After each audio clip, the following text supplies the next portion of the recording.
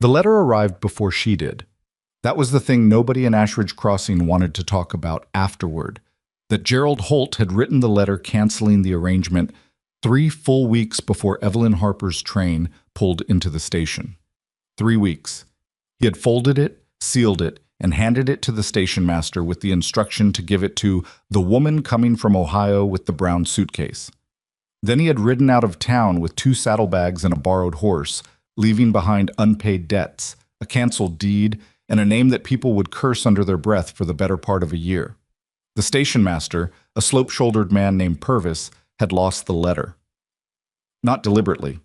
He had tucked it beneath the counter beside a rusted tin of tobacco and a broken pocket watch, intending to set it somewhere more visible, and then he had forgotten about it entirely because his wife had gone into labor that same afternoon and his mind had been elsewhere ever since. The letter sat under that counter for 22 days while Evelyn Harper packed her one good dress, kissed her widowed mother goodbye on a Cincinnati train platform, and traveled 800 miles toward a life she believed was already waiting for her. She found out the truth the way people find out the worst things. Not gently, not with any preparation, but all at once, standing alone with nowhere to sit down. If you've ever believed in someone who didn't deserve it, if you've ever arrived somewhere and realized the welcome had already been taken back, this story is for you. Stay with me until the end. Subscribe to this channel so you never miss what comes next. And drop a comment below telling me what city or country you're watching from. I want to see how far this story travels. The train shed its passengers the way a dog shakes off water. Quick, indifferent, already thinking about the next destination. Evelyn was among the last to step down onto the platform, partly because she had been sitting near the rear of the car, and partly because she had spent the final 20 minutes of the journey pressing her forehead against the window glass and watching the mountains rise up on either side of the track like walls being built around her. She had never seen mountains that size before. In Cincinnati, the horizon was flat and readable. Here, it folded in on itself, and she couldn't quite figure out where to look. She carried one suitcase. Brown leather, the stitching coming loose at the bottom left corner where she had repaired it herself with a needle and thread the wrong shade of tan. Inside, 2 dresses, a change of underclothes, a pair of winter stockings, a small tin of tooth powder, a hairbrush with 3 missing teeth, and a folded photograph of her mother standing in front of the house on Elm Street. That was the full inventory of the life she had brought with her. The platform at Ashridge Crossing was not much to look at. A covered overhang ran the length of it, and beneath that overhang sat 2 wooden benches, a coal-burning stove that had gone cold, and a wall of peeling notices advertising everything from livestock auctions to the rates of a telegraph service. The mountains pressed in behind the town's roofline, and the afternoon light had gone thin and gray, the kind of light that makes everything look older than it is. Evelyn set her suitcase down. She straightened her coat. She looked up and down the platform the way a person does when they are expecting someone and have not yet allowed themselves to consider the possibility that the person might not come. Gerald Holt was not there. She waited. The other passengers dispersed, a family with 3 children who were immediately absorbed into a greeting party of relatives. 2 businessmen who shook hands with a 3rd man waiting near the station door. A young soldier who no one was meeting but who walked off with the confidence of someone who had planned exactly where he was going. The platform emptied in less than 10 minutes. The station master, Purvis, though she didn't yet know his name, came out to collect a crate from the freight car, noticed her standing alone, and went back inside without speaking. She stood there for 30 minutes before she went to knock on the station master's door. "I'm looking for Gerald Holt," she said when he appeared. "He was supposed to meet the afternoon train. Has he been by?" Purvis looked at her. Something moved across his face. Not guilt exactly, but a cousin of it. "You'd be the woman from Ohio," he said. "Evelyn Harper." "Yes." He sucked air through his teeth. He was a man who had learned that there was no good way to deliver news like this, and who had therefore decided that slow delivery only made it worse. "Mr. Holt left town," he said. 3, maybe 4 weeks back. There was a letter. "I had a letter for you." He glanced back over his shoulder toward the interior of the station house. "I believe I may have. I'm going to need a moment to locate it." It took him 11 minutes to find the letter. Evelyn stood in the doorway of the station house while he searched, her suitcase at her feet, and she did not say a word. She had learned a long time ago that the kind of silence that precedes bad news does not benefit from being interrupted. The letter was exactly what she feared it was. 3 short paragraphs in Gerald Holt's cramped handwriting, informing her that he had reconsidered the arrangement, that he wished her no ill, and that he had enclosed $5 to cover any inconvenience. There was no $5. There was a small rectangle of lighter-colored paper where the bill had apparently once been clipped. She could see the ghost of it, the faint impression, but the money itself was gone. Whether Holt had removed it before sealing the envelope, or whether it had slipped out during the 22 days it spent under the counter beside the tobacco tin, she would never know. She read the letter twice. Then she folded it and put it in her coat pocket. "Is there a hotel?" she asked. Purvis named one. She asked how much it cost. He told her. She looked at her coin purse and did the math quickly in her head and understood that she had enough for 2 nights, possibly 3 if she didn't eat anything she hadn't brought with her on the train, which amounted to half a biscuit and an apple that was beginning to go soft. She thanked him and walked out. She got as far as the end of the platform before she stopped. She was not sure what stopped her exactly. It wasn't that she didn't know the way to the hotel. Purvis had given her basic directions.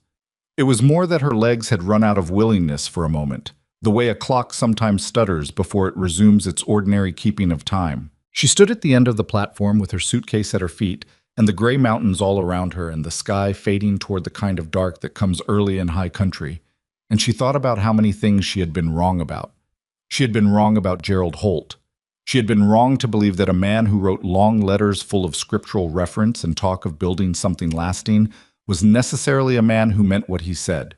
She had been wrong to spend the $7 she'd saved over 3 years on a train ticket when her mother had told her plainly that she didn't have to go anywhere, that there were worse things than staying in Cincinnati and being useful there.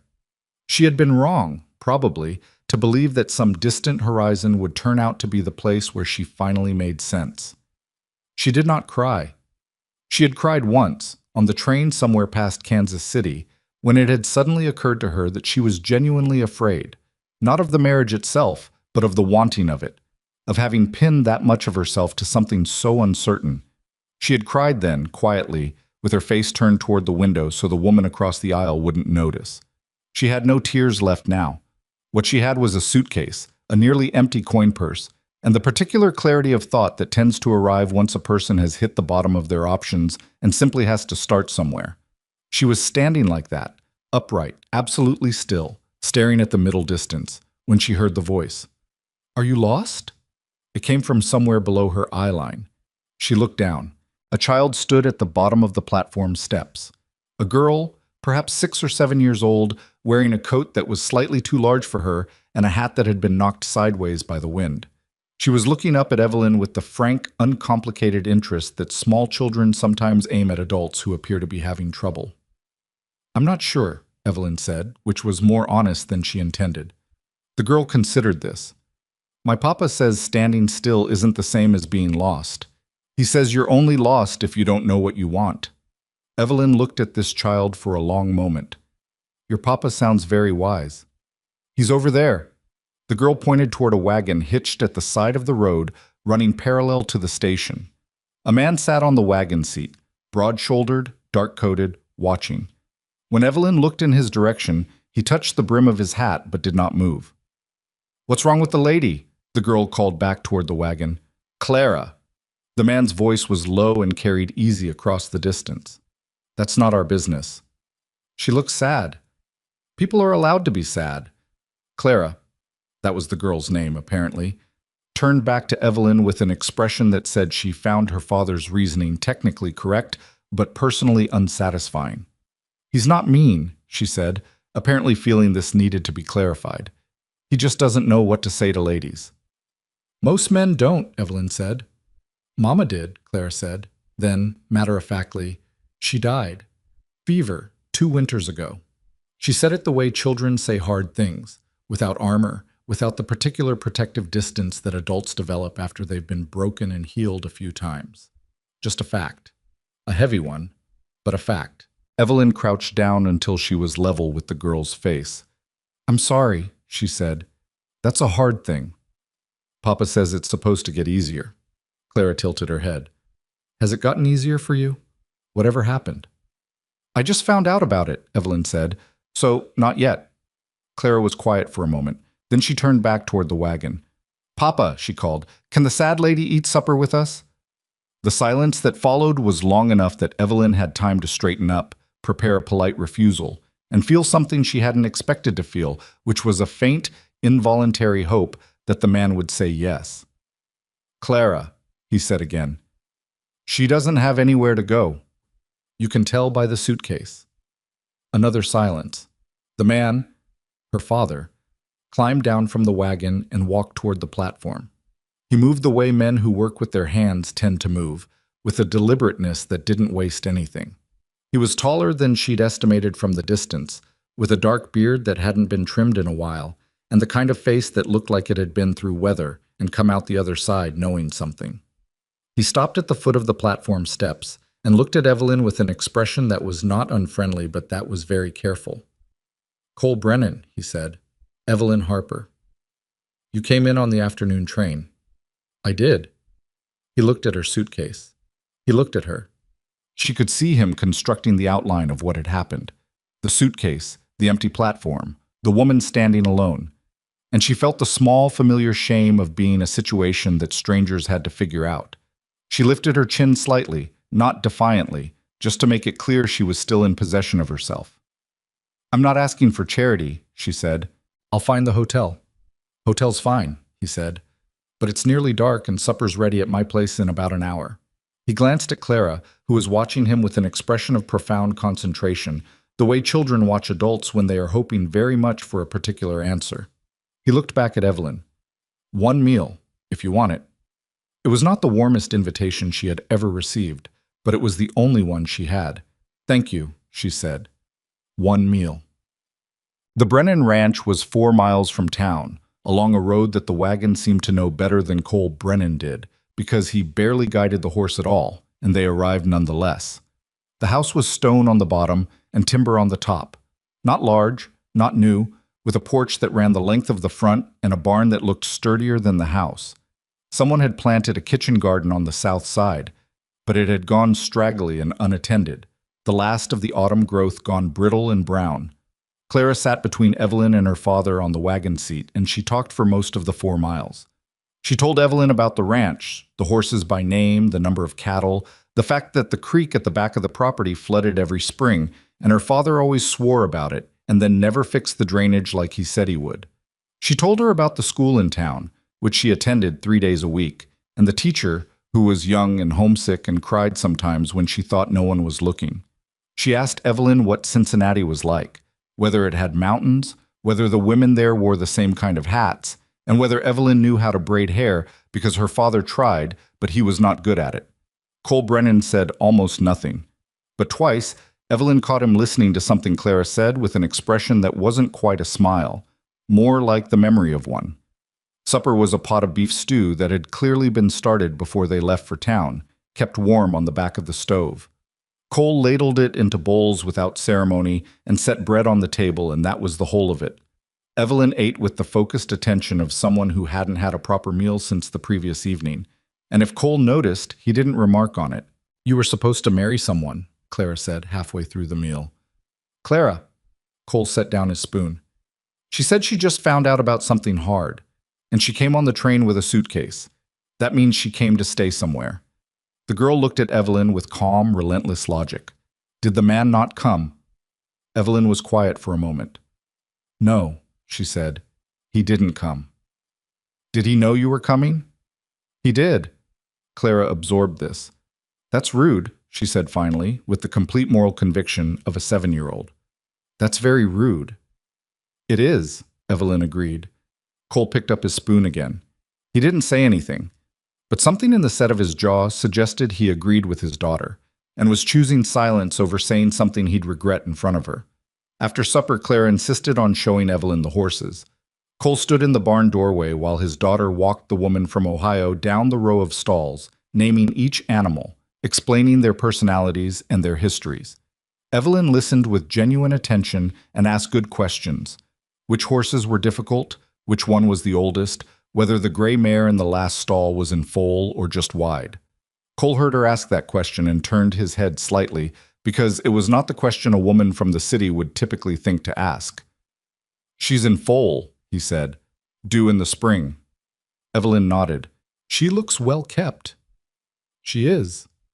They looked at each other across the barn, and there was a moment, brief, unremarkable on the surface, where two people who had each recently decided they were through expecting things from other people recognized something in each other and didn't speak of it. "I should find the hotel tonight," Evelyn said. "It's late to go back. I can manage." He looked at her steadily. "There's a guest room," he said. "It's not much. Clara's had it as a playroom for a while, so you'd have to move some things. But it's a bed." "I told you I'm not looking for charity." "You told me that, and I told you there's a room." He turned and walked back toward the house. "Suit yourself." She stayed. She intended to leave the next morning. She woke early, before Clara, before Cole, and she lay in the narrow guest room bed surrounded by the girls' displaced drawings and a collection of smooth creek stones arranged along the windowsill, and she made a clear and sensible plan. She would walk to town. She would spend one more night at the hotel. She would write to her mother, something she had been postponing because she couldn't yet face the wording of it, and she would ask whether enough of her previous life remained to go back to. Then she went downstairs and found that the stove had gone cold overnight, and there was nothing for breakfast.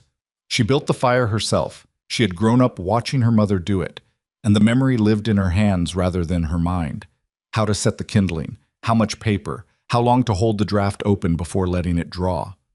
By the time Cole came downstairs, he found coffee made and cornmeal mush on the stove, and Evelyn sitting at the kitchen table sorting through a basket of laundry with the same methodical attention she had given everything since she arrived. He stood in the doorway for a moment. "You didn't have to do that," he said. "I was awake," she said. He poured himself coffee without further comment. They sat at the table in a silence that was not, she noticed, particularly uncomfortable. That was how 2 days became 3, and 3 became a week. And the week became 10 days before either of them thought very hard about what that meant. Evelyn cooked and mended and cleaned without being asked, not because she felt she owed it, but because she was built for use and the house needed using. Cole's home had been running on the bare minimum since his wife died. Functional, survivable, but stripped of anything that wasn't strictly necessary. Small things had been let go. A curtain that had torn and not been replaced. A shelf that had worked loose from the wall and been leaned back against it, instead of properly remounted. A collection of Clara's winter clothes that had been outgrown but not sorted through. Evelyn did not do these things all at once, and she did not make a production of doing them. She simply did what needed doing, the way a person does when they have found a situation that matches the size of their capabilities. Clara followed her everywhere, not in a needy way, but in the way of a child who has found something interesting and is trying to understand it. She asked questions constantly, about Ohio, about the train journey, about whether Evelyn could teach her to embroider because she had seen a pattern in the dry goods store that she liked, about what Cincinnati smelled like, and whether it was different from here. Evelyn answered every question with the same level patience. She was not naturally soft. She had an edge to her, a directness that had occasionally been described as unwomanly back home. But with Clara she was careful, the way you are careful with something you recognize as fragile without looking at. On the 8th day, she repaired the shelf. Cole came in from the barn to find her on a stool with a hammer and 2 wood screws, re-anchoring the bracket to the wall. He stood in the doorway and watched for a moment. "I was going to do that," he said. "When?" she asked. A pause. "Fair enough," he said, and went back outside. That evening, after Clara was asleep, they sat on the porch in the particular quiet that comes when the day's work is over, and there's nothing immediately demanding. The stars were extravagant up here, a density she had not anticipated, the sky so clear and cold, it looked like something that had been cleaned. "I'll start looking for work in town," Evelyn said. "Properly. I shouldn't stay much longer without contributing something real." Cole was quiet for a moment. "You've been contributing," he said. "That's not, paid work. Something I can live on." "There's not much," he said. "Mrs. Alderman at the laundry, maybe." "Holt," he stopped. Then, "Gerald Holt's cousin runs the dry goods store. She's decent enough. She might know of something." The name landed between them. Gerald Holt. the man who hadn't come. He left debts, Cole said carefully. People know he left. Words traveled. Evelyn looked at the stars. What kind of word? The kind that fills in where the facts run out. He said it without inflection, just as information. Some people are saying you must have done something to make him change his mind, or that there was something wrong about the arrangement from the start. He paused. It's not what I think. I'm just telling you what's being said. She was quiet. She had expected this, or something like it. The empty platform was a public fact. The story that grew around a public fact was always shaped by whoever got to it first, and Gerald Holt had had a 3-week head start. What do you think? She said. Cole considered the question. I think you came a long way in good faith. I think whatever he told himself about why he left, it wasn't about you. He picked a splinter from the porch railing without looking at her. I think people sometimes do things that have nothing to do with the person they do them to, and then the other person spends a long time wondering what they did wrong. Evelyn turned her head and looked at him. It was not what she had expected him to say. Your wife, she said carefully. Was it sudden? The fever? 4 days, he said. She was fine on a Monday. She was gone by Friday. I'm sorry. He nodded. He didn't say anything further, but his hand had stopped moving on the railing and he was looking at something she couldn't see. Somewhere past the barn, past the dark outline of the mountains, back toward a Monday that had been ordinary enough to be taken completely for granted. They sat like that for a while. Two people who had each had the floor pulled out from under them, sitting in the dark. The trouble arrived, as trouble often does, on the back of something that looked like ordinary news. It was Clara who brought it home. She came in from school on a Wednesday with a look on her face that was trying very hard to be neutral, which was how Evelyn had come to recognize that something had actually happened. Gemma Alcott said something, Clara announced, sitting down at the kitchen table with the forced casualness of someone reporting a disaster. Evelyn was rolling dough. She kept rolling. What did Gemma Alcott say? She said her mother said the woman staying at our ranch, Clara faltered. She said some things. Bad things. What kind of bad things? Clara looked at the table. She said you were the kind of woman who follows men around and pretends to be a wife when you're not. Evelyn's hands went still on the dough. She breathed once, then she continued rolling. What did you say? She asked. I told her that was a lie. Good. Then I pushed her. Clara's voice had gone very small. I'm sorry. I know I shouldn't have. But she said it like everyone already knew it was true. Evelyn set down the rolling pin. She came around the table and crouched in front of Clara, the same way she had crouched on the station platform, at eye level, direct. Clara's face was doing several things at once, defensive, guilty, frightened, and underneath all of that, the thing that was hardest to look at, which was the naked protectiveness of a child who has decided to fight on behalf of someone she has not yet figured out how to protect more carefully. Thank you, Evelyn said, for what you said, not the pushing. She was wrong. She probably is wrong. But more importantly, Evelyn paused, choosing words with care. You don't need to fight my battles. That's not your job. Whose job is it? A fair question. Evelyn stood up. She didn't have a good answer for it. Cole heard about it that evening. He didn't hear it from Evelyn. She had not mentioned it. But from a man in town who had apparently felt it was his civic duty to inform the widowed rancher that his house guest was the subject of some pointed conversation at the general store. Cole came home later than usual, and when he came in, he had the particular tension in his shoulders of a man who is working out how to say something. Evelyn was at the stove. You should have told me, he said. It's gossip, she said. It'll pass. Maybe. He sat down at the table. I was quiet for a moment. Holt's been seen. Someone said he passed through Delacroix, 2 counties east. He looked at her. He's not as far gone as he let on. Something cold moved through Evelyn that had nothing to do with the temperature. Why would he come back, she said. I don't know, Cole said. That's what worries me. She turned back to the stove. Her hands were steady. The thing about reaching the bottom of your options is that once you've been there, the next crisis is less surprising. She had learned, on the platform, what it felt like to discover that the ground beneath you was not ground at all. She had learned to keep her feet under her anyway. What she had not yet learned, what she could not have known yet, Standing at the stove in Cole Brennan's kitchen on a Wednesday evening with the smell of supper in the air and Clara doing her schoolwork at the table and the mountains going dark outside the window, was that Gerald Holt was not coming back to apologize. He was coming back to make sure no one would believe her. And he was counting on the fact that nobody in Ashridge Crossing knew her well enough yet to know the difference between a woman who had been wronged and a woman who had done the wronging. He was going to be wrong about that. But it was going to take a while before he found it out. And in the meanwhile, a great deal was going to have to be endured. Gerald Holt rode back into Ashridge Crossing on a Thursday morning, which was market day, which meant the main street was as full as it ever got, and there were enough people standing around with nothing urgent to do that his arrival became a piece of public theater before he'd even dismounted. He looked different than people remembered, thinner through the face, with a new coat that was too good for the weather, and a hat pulled low in the way of a man who is making a calculation about how visible he wants to be, while simultaneously being unable to resist making an entrance.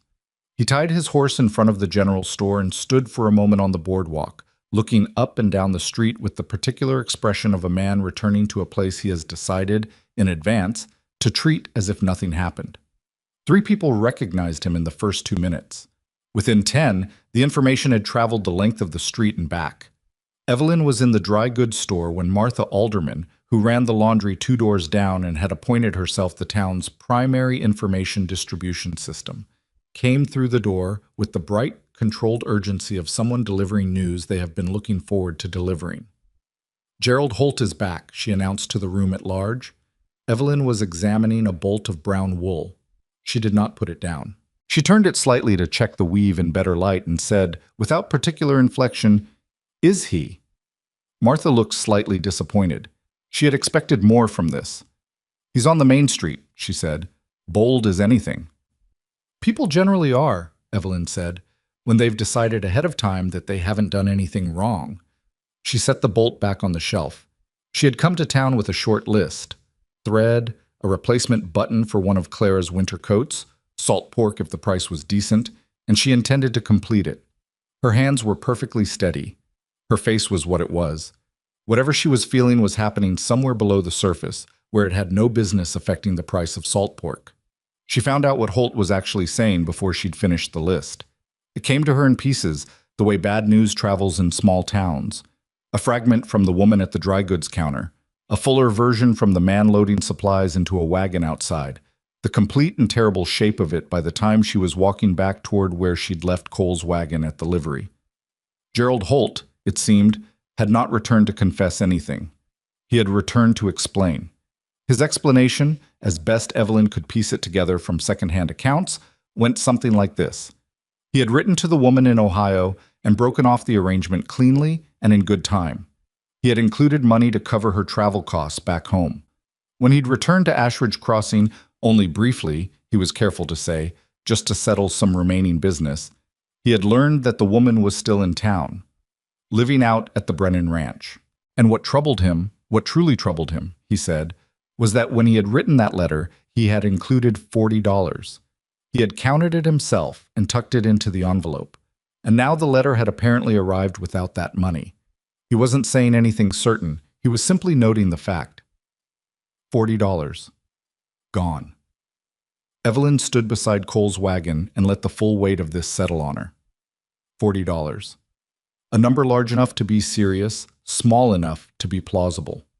And the letter had genuinely arrived without money in it. She had told Cole that, in passing, one evening. She hadn't thought about who else might know. She drove back to the ranch alone.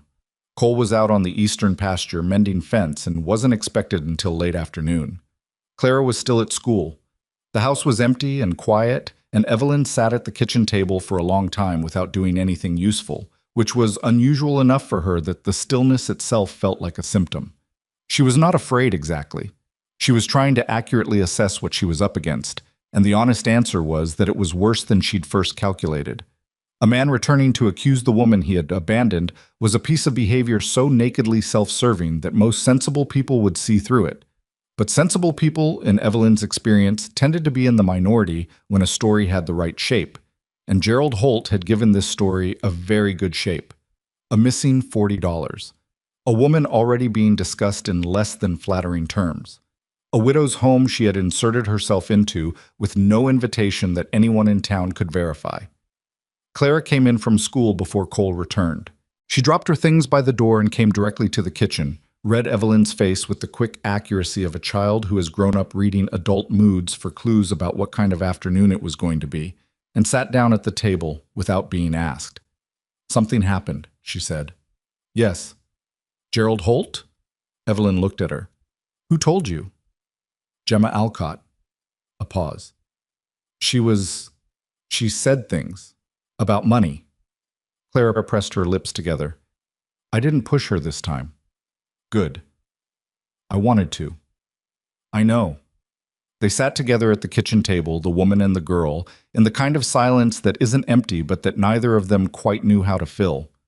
Outside, the afternoon light was going gold, and the wind had picked up the way it always did before sunset, carrying the smell of cold earth and dead grass. It was the kind of day that made you feel how far you were from any other place. "Is it true?" Clara asked finally. "About the money?" "No," Evelyn said. "It's not true." Clara nodded. That appeared to be sufficient. She got up, took an apple from the bowl on the counter, sat back down, and began her schoolwork with the focused calm of someone who has made a decision and moved on from it. Evelyn watched her for a moment. Then she got up and started supper.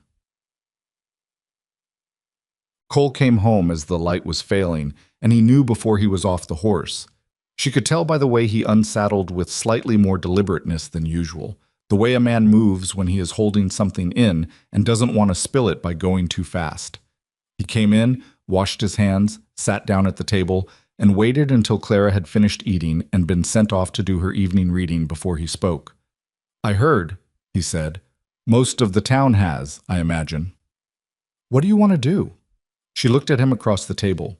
It struck her, not for the first time, but more sharply tonight, that this was a man who asked what she wanted to do rather than telling her what was going to happen. She was not sure she had met many men who did that. "I don't know yet," she said honestly. "I need to think." "He's saying $40. I know what he's saying." Purvis found the envelope. "He's willing to say the letter came through his office, and there was a period of time he can't account for." Cole said it carefully, like a man laying down cards. "That's not nothing. It gives Holt a way to say the money might have gone missing in the station. Or it gives him a way to say it went missing when I picked up the letter." A pause. "Yes." She pressed her thumb against a rough spot on the edge of the table. "Did you know him before all this?" "Not well. He bought some land east of town, or said he did. I never saw a deed. He talked a lot about what he was going to build." Cole turned his coffee cup in a slow circle. "The kind of man who uses the future tense like a currency. Talks about what's coming instead of showing you what's here." Evelyn was quiet. She was thinking about the letters Gerald Holt had written her. 6 of them over 4 months, each one full of the future tense. The home he was going to build, the partnership they were going to have, the life taking shape just ahead, always just ahead, perpetually arriving without ever quite arriving. She had read those letters so many times she had memorized pieces of them, the particular cadences, and now those cadences felt like a con man's patter, like the script of someone who had learned the right words without any of the accompanying intention. "He's a liar," she said. Not with heat, just as a statement of fact. "Yes," Cole said. "But he's a liar with a story that's got enough gaps in it to look like the truth." She looked at him. "You believe me?" "I do." "Why?" He considered this with the seriousness it deserved. "Because you've been here 10 days and you've never taken anything that wasn't offered. And because a woman who steals $40 doesn't stay in the same town." He paused. "And because I know what lying looks like, and you don't look like it." It was a plain answer. It wasn't embellished, and it wasn't romantic, and it sat across from her like something solid, like that shelf she had re-anchored to the wall. Not beautiful, just fixed. "Thank you," she said. They did the dishes without discussion, the way people do when they've shared enough meals together that the division of tasks has organized itself into habit. Cole washed, and Evelyn dried, and neither of them spoke, and the silence was not comfortable exactly, but it was shared, which was its own kind of thing. The following morning she went back to town. Alone, without telling Cole where she was going, which she knew he wouldn't like, but which she needed to do. She needed to see for herself what the shape of things was. What she found was a town in the particular state of social suspension that small communities enter when something interesting and potentially scandalous has just happened, and everyone is waiting to see which way it's going to fall. People she had begun to recognize from her previous visits. The woman at the dry goods counter, the man who ran the feed store, the elderly barber who always seemed to be sweeping his stoop, looked at her with the slightly elongated attention of people who are watching a situation develop. Gerald Holt was in the saloon. She did not go to the saloon, but she went to the sheriff's office, which occupied a low building between the barber shop and the land office, and she knocked on the door and went in. Sheriff Dale Cutter was a man in his late 50s who wore the expression of someone who had seen the full range of what people were capable of and had made a private decision to reserve judgment until the evidence was in. He was not unkind. He was also, Evelyn could see immediately, in a position he didn't particularly enjoy, caught between a man making an accusation and a woman he had no personal knowledge of. "Miss Harper," he said, "I was thinking I'd hear from you." "Then you've heard the story Holt is telling." "I've heard several versions of it." He folded his hands on the desk. "I want to be straightforward with you. He hasn't formally filed anything. He's talking, but talking isn't the same as filing." "What happens if he files?" Cutter studied her. "Then I investigate." "That means asking questions of you and of him and of anyone else who might know something. It means looking at the envelope and the letter and talking to Purvis." He paused. "Right now I'm just saying he hasn't filed." "Why not?" A longer pause. "That's a good question." Evelyn thought about it on the walk back to the wagon. If Holt had $40 and a grievance, the natural move was to formalize the accusation. The fact that he hadn't yet suggested something, either that he didn't have confidence in the story holding up under examination, or that he wanted something else from the situation before he went official with it. She was still turning this over when she rounded the corner of the land office and nearly walked directly into Gerald Holt. He was coming out of the office door as she was passing it. They were not more than 3 feet apart. He stopped. She stopped. For a moment they simply looked at each other, and Evelyn used those seconds to take an inventory of him that was as fast and thorough as she could make it. He was exactly as his letters had presented him. Or rather, he was the physical form of his letters, which was a slightly different thing. Good-looking in a surface way, with the kind of face that photographed well, the kind of ease that read as confidence until you looked closely enough to see it was performance. He was surprised to see her, and the surprise had knocked loose his prepared expression for a fraction of a second, and what was underneath it was not quite guilt, but something in the neighborhood, a momentary reckoning with the fact that she was more composed than he had accounted for. He recovered quickly.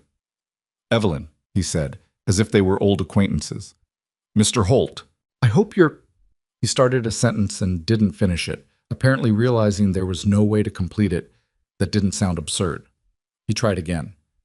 "I want you to know I never intended for any of this to be—" "I found your letter," she said, "without the $40. He spread his hand slightly.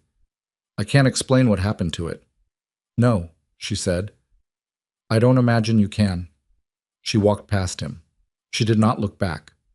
Her heart was hitting hard against her ribs, but she held her stride perfectly even, her back straight, her face forward, because she understood that this exact moment, this specific patch of boardwalk with whatever small audience had positioned itself to observe, was the kind of moment that got reported on and repeated, and the version that traveled would be the version people had seen with their own eyes.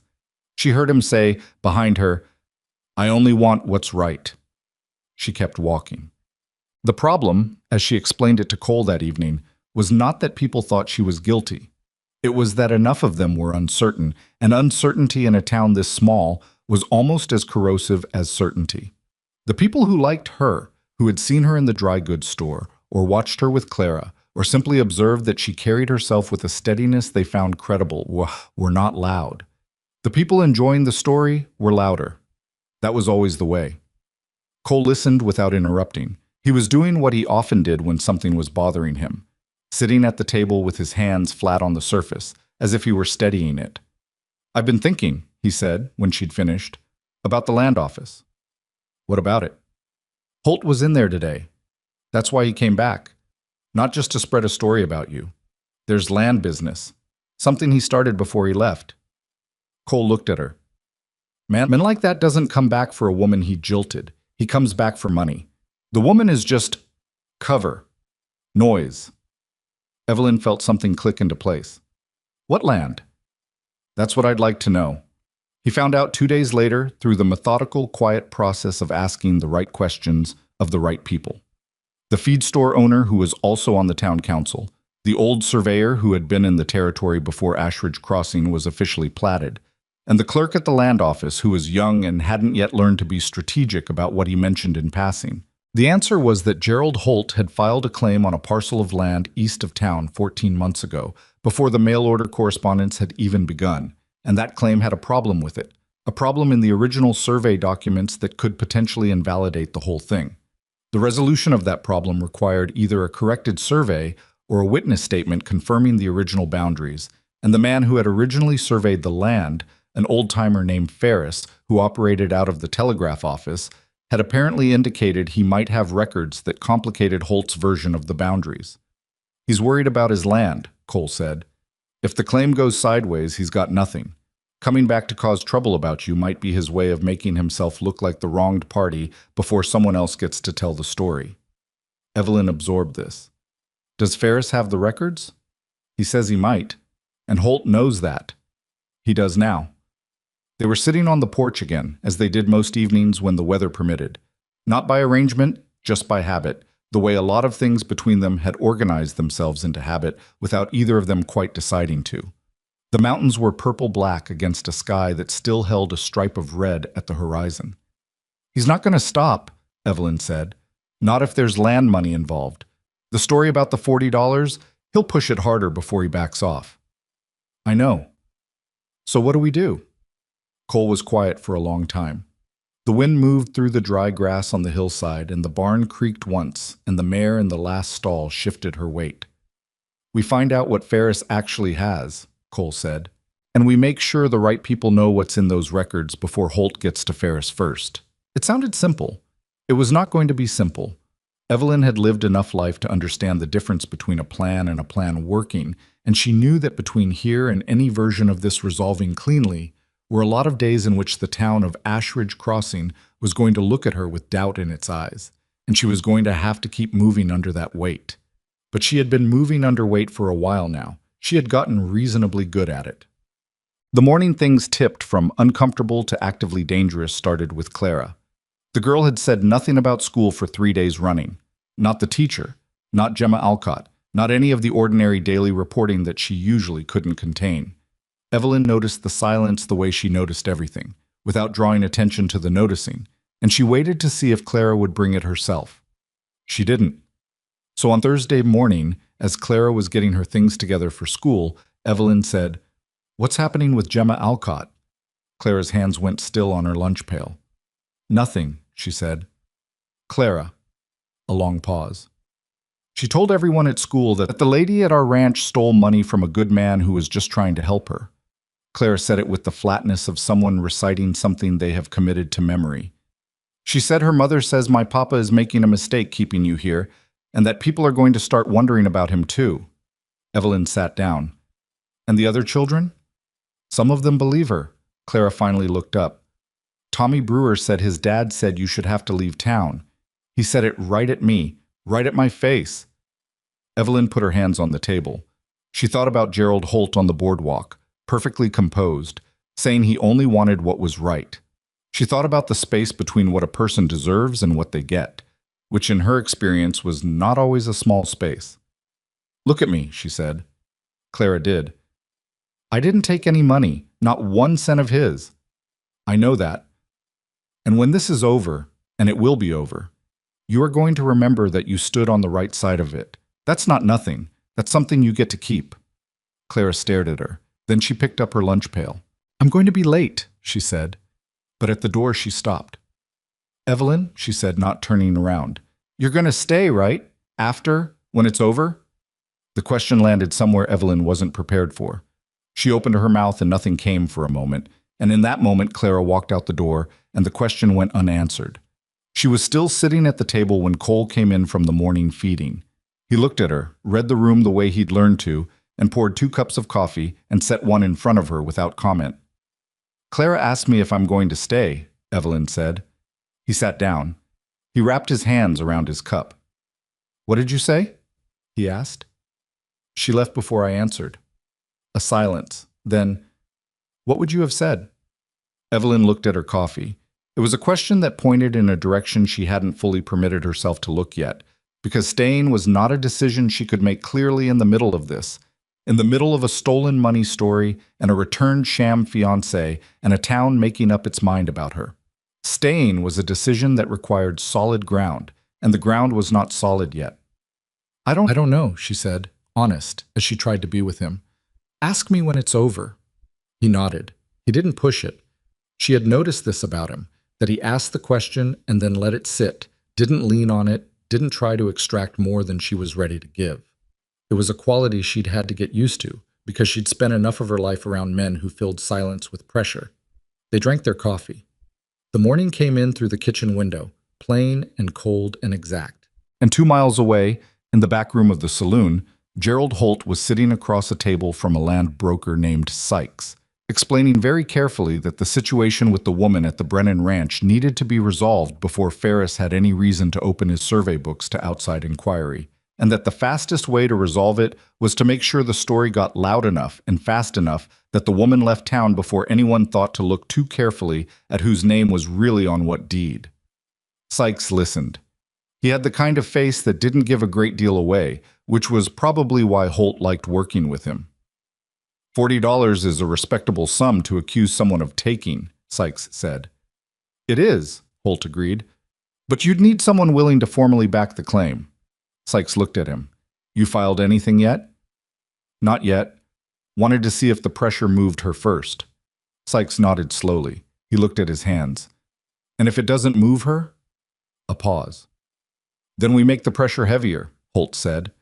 He said it the way a man says something when he has made a decision he doesn't particularly like, but has decided is necessary, which is to say he said it in a way that suggested he was already halfway to talking himself into whatever was going to come next. He poured himself another drink and looked at the back wall of the saloon, as if whatever he was planning was already out there in the future, already built, just waiting for him to catch up to it. He did not think about Evelyn Harper as a person. He had stopped doing that some time ago. She had become, in his mind, an obstacle. And obstacles, in Gerald Holt's experience, had always eventually moved, one way or another. He had not yet encountered the specific complication of an obstacle that didn't know it was supposed to. The formal accusation arrived on a Friday. Evelyn knew before Cole told her, because she had woken that morning with the specific feeling of a day that had already made up its mind about itself. A heaviness in the air that wasn't weather, a quiet in the house that felt less like peace and more like held breath. She had made breakfast and done the morning work and said nothing about the feeling, because feelings of that kind were not things she had ever learned to say out loud, and because Clara was at the table eating her oatmeal with the focused innocence of a child who did not yet know what the day was going to bring. Cole came in from town at mid-morning. He had not told her he was going. She had not asked. He stood in the doorway of the kitchen and took his hat off, which he only did inside when he had something to say that required the full weight of his presence. And he looked at her with the expression of a man who has confirmed something he was hoping wouldn't be confirmed. He filed, Cole said. Evelyn set down the mending she was holding. When? This morning. First thing. Cutter showed me the paper. He came and sat at the table. Formal accusation of theft. $40, as stated. He's got a witness. Who? Sykes. Cole said the name like something that tasted bad. Land broker out of Delacroix. Says he was present when Holt counted out the money and put it in the envelope. Evelyn thought about this. A witness who had materialized from 2 counties east, who happened to be in business with the man filing the accusation, who was willing to say he had watched money go into an envelope that had arrived empty. She thought about the neat, practiced quality of it, the way it covered exactly the right gap in Holt's story. Too neat. Cutter has to investigate now, she said. He does. He wants to speak with you tomorrow morning. All right. Cole looked at her. You're not... He stopped. What? I thought you'd be more... He turned the hat in his hands. Most people would be frightened. I am frightened, she said. That's different from showing it. He was quiet for a moment. She could see him deciding something. He put the hat on the table and looked at her directly, with the kind of directness that he didn't deploy casually. "I'm going to stand beside you in that office," he said. "I want you to know that before tomorrow." She felt something move in her chest that she couldn't quite name. Not gratitude exactly. Gratitude was too small for it. More like the specific relief of a person who has been carrying something alone and has just been told they don't have to anymore, which is a different thing from being told it will be all right, and considerably more valuable. "You don't have to do that," she said. "I know I don't have to." She picked up the mending again. Her hands needed something to do. "Clara will hear about it. She'll hear about it regardless. Better she hears it with us standing upright." Outside, the wind was moving through the dry grass the way it always did this time of year. A low, constant sound like something trying to say something it couldn't quite form into words.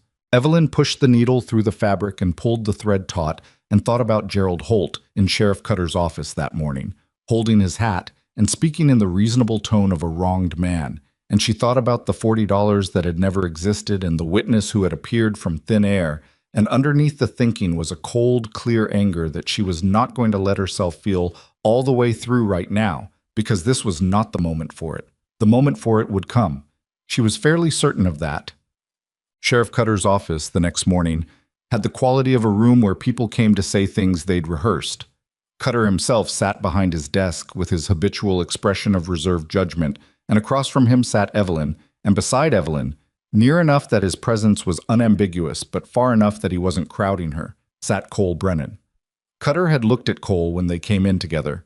Cole had looked back with the steady patience of a man who has decided something and is not going to be moved from it by a look. Cutter had nodded once, slightly, and begun. He asked her the expected questions. When she had received the letter, what the letter said, whether there had been any money inside, whether she had at any point been in possession of $40 belonging to Gerald Holt. He asked them carefully, in order, with the methodical attention of a man who takes his job seriously and does not enjoy being used for other people's purposes. Evelyn answered each one. She answered them plainly and without elaboration, because she had learned a long time ago that the person who adds too much to an answer is the person who looks like they are building a story rather than telling one. When she was done, Cutter folded his hands. "Sykes says he watched Holt count the money," he said. It wasn't a question. He was giving her the chance to respond to it. "Sykes works with Holt on a land claim east of town," Evelyn said. "He stands to benefit from Holt's position being settled favorably." Cutter glanced at Cole. "That's accurate," Cole said. "Section 12, east of the Harrow Creek boundary. There's a survey dispute. Ferris has documents." A pause. Cutter's expression didn't change, but something behind his eyes shifted. A recalibration, a slight adjustment of the angle from which he was looking at the situation. "Ferris," he said. "The surveyor," Cole said. "He did the original boundary work on that parcel. If Holt's claim doesn't hold up, he loses the land, which means the deal he's working with Sykes falls apart." Cutter looked at Evelyn. "You knew this when you came in here?" "My situation and his land claim are connected," she said. "He came back to town because of the land. The accusation against me is meant to make the noise too loud for anyone to look at what's underneath." It was a direct thing to say. She knew it. She said it anyway, because the alternative was being careful in a way that cost her more than it protected her. Cutter was quiet for a long moment. "I'll need to speak with Ferris," he said, "and I'll need to speak with Holt again." He looked at her steadily. "Miss Harper, I want you to stay available. Don't leave town. Don't go anywhere that makes it look like you're putting distance between yourself and this." "I have no intention of leaving," she said. They walked out into the cold morning air, and Cole put his hat back on, and they stood for a moment on the board sidewalk outside the sheriff's office. "He believes you," Cole said. "He's not sure yet. He's more sure than he was before you said the part about the land." She pulled her coat tighter. "Or he thinks I'm clever, and I found a way to muddy the water." Cole turned to look at her. "Is that what you think he thinks?" "I think I can't know what he thinks. I think the only thing I can control is what I do." She started toward the wagon. "I'd like to speak to Ferris myself." Cole fell into step beside her. "I thought you might." Jadida Ferris occupied a small office attached to the back of the Telegraph building, a room so dense with rolled paper and stacked ledgers, and flat wooden cases of drawing instruments that there was barely room for two people to stand in it comfortably. He was a small man in his late 60s, with the precise, slightly suspicious manner of someone who deals in measurements and has developed a professional distrust of approximation. He looked at Evelyn and Cole in the doorway of his office with the expression of a man trying to calculate, from available evidence, whether this was going to be a problem. "Mr. Brennan," he said, "and this would be the woman Holt's making noise about." "Evelyn Harper," she said. He studied her. "Come in, then. Though I'll tell you straight that I haven't decided yet what I'm going to say to Cutter when he comes asking." "That's why we're here," Cole said, "to help you decide." Ferris made a sound that might have been a laugh. "Most people help me decide by trying to tell me what to say. I don't take well to that." "I'm not going to tell you what to say," Evelyn said. "I'm going to ask you what you actually know and let you work out what to do with it." He looked at her for a moment longer. Then he stepped back and let them in. The survey documents were in a flat case beneath two other flat cases and a stack of ledgers that Ferris moved with the particular careful speed of a man who knows exactly where everything is and doesn't trust anyone else to touch it. He extracted the papers and laid them on the one clear surface in the room, a drafting table that was otherwise covered in tools, and smoothed them flat with the back of his hand. "Section 12, he said, "east of Harrow Creek." He pointed to a line on the survey map. "Holt's claim puts the eastern boundary here. My original survey puts it here." His finger moved perhaps an inch on the paper, which represented, he explained, approximately 40 yards on the ground. 40 yards is enough to change whose land the creek access falls on, and the creek access is worth considerably more than 40 yards of scrub grass. Evelyn looked at the map. "When did Holt file?" 14 months ago, filed with the eastern boundary as I've marked it. But when he submitted the claim documents to the Territorial Land Office, the boundary had moved." Ferris tapped the paper. "Not by much, but by enough." "He changed the filing documents," Cole said. "I can't say who changed them. I can say what my original survey shows and what the filing documents show, and they don't match." Ferris folded his hands on top of the drafting table. "I wrote to the land office 3 months ago pointing out the discrepancy. They wrote back saying the matter was under review." He looked at Cole. "Then Holt came back to town, and within a week I started hearing his name connected to a woman and a missing $40. The room was quiet except for the sound of wind against the single small window. "He's trying to establish himself as the wronged party before you can establish him as the one doing the wronging," Evelyn said. "That would be my assessment," Ferris agreed. "Will you tell Cutter what you told us?" Ferris was quiet for a moment. He looked at the survey map the way you look at a thing you have been looking at for a while and have recently seen in a new light. "The land dispute and the accusation against you are separate matters," he said. "Legally." "They are," Evelyn said, "but they're not separate in practice. He came back to town for the land, and the accusation against me is meant to get him time and noise to deal with it. If you talk to Cutter, Cutter can see the full picture. If you don't, he's working with half of it." Ferris looked at her. "You're not what I expected," he said. "What did you expect?" "Holt described you as—" He paused, apparently reconsidering whatever exact words Holt had used. "Emotional, unstable, the kind of woman who would do something impulsive and then lie about it." Evelyn held the old surveyor's gaze. "And? And you're sitting in my office asking clear questions and following a logical sequence." He picked up the survey map and rolled it with practiced efficiency. "I'll talk to Cutter." What happened between Friday and the following Tuesday happened quickly and not quickly at the same time, the way events do when they have been building under the surface for a while and finally come up into air. Cutter spoke to Ferris. Ferris showed him the documents. Cutter went back to Holt with questions that were sharper and more specific than the ones Holt had been expecting. And Holt, unused to being asked things that required precise answers rather than general impressions, gave answers that did not entirely hold together. Evelyn was not present for any of this. She was at the ranch, working, because that was what she did when she was frightened and there was nothing direct she could do about the source of the fear. She mended 2 of Cole's winter shirts and repaired a loose board on the porch step and taught Clara to make cornbread from scratch, which Clara approached with the focused ambition of someone determined to master it immediately, and which they ate that evening slightly underdone in the middle because Clara had not wanted to wait the full time. "It needs more time in the oven," Evelyn told her. "It tastes fine," Clara said. eating it with the conviction of someone who has decided not to acknowledge a failure. It tastes like you got impatient. Maybe I did. Clara took another bite. Papa does this too. He starts things and then wants them to be done before they're done. Cole looked up from his own piece of underdone cornbread. I'm sitting right here. I know, Clara said. Evelyn almost smiled. Almost. The specific shape of the almost. The brief involuntary softening at the corner of her mouth that she didn't quite let become a full expression was something Cole noticed and didn't mention, but it stayed with him later in the evening after Clara was in bed and the house had gone quiet. He sat on the porch steps with a cup of coffee gone cold and thought about how strange it was that a person you had not known existed 6 weeks ago could become, so quickly, someone whose almost smile you noticed and filed away. He was not sure what to do with that. He was a man who did not trust himself with feelings that moved fast. His wife had taken 4 days to go from healthy to gone, and after that he had developed a deep instinctual caution about anything that could be taken away quickly. Wanting something was, in his experience, the fastest way to give the world a target. But he sat on the porch steps and he thought about the almost smile, and he didn't not think about it, and he decided that was about as far as he was going to get on the subject tonight. On Tuesday, Cutter sent word asking Holt to come to the office. He sent the same word to Evelyn. He also, on his own initiative, sent word to several other people.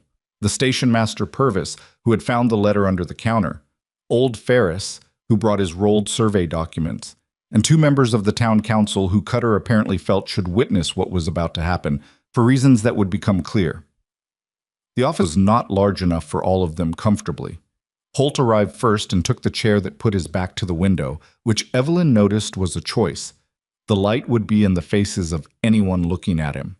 She chose a position near the door, not because she was planning to leave, but because she wanted to see everyone's face clearly. Cole stood beside her. He had not been asked to be there. Cutter had looked at him when he came in and had, once again, looked away without comment, which Evelyn was beginning to understand was Cutter's way of deciding that something was acceptable without being obliged to say so officially. Sykes was there as well, Holt's witness, the land broker from Delacroix.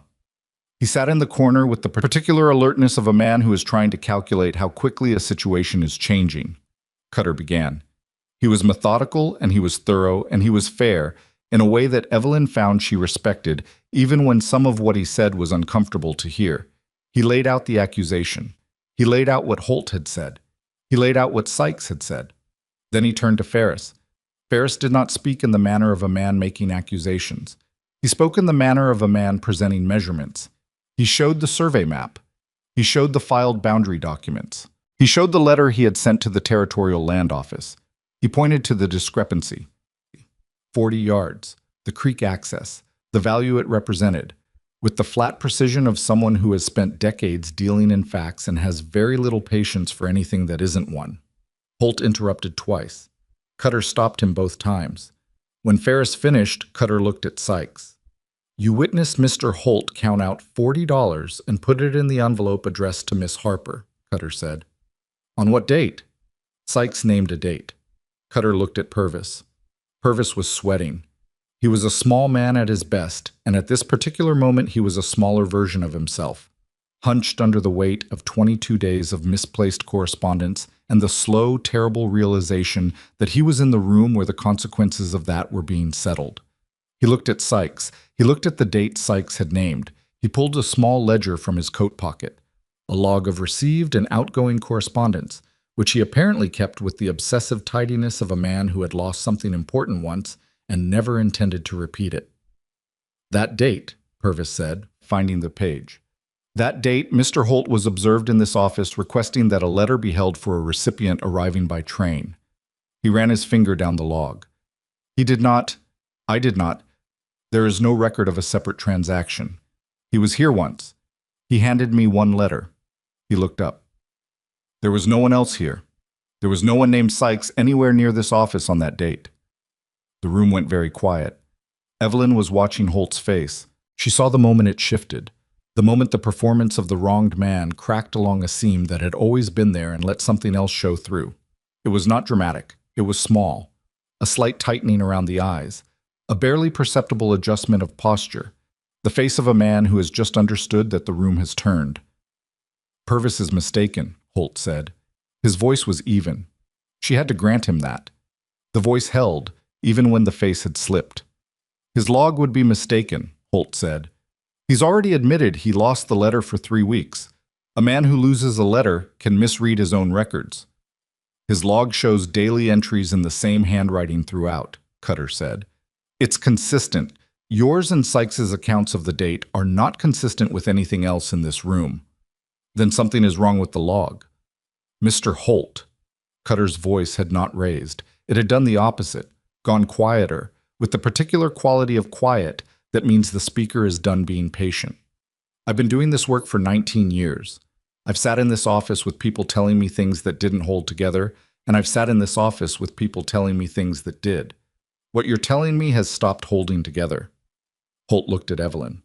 It was a reflex, she thought, looking at the source of the problem the way you look at the thing you tripped on.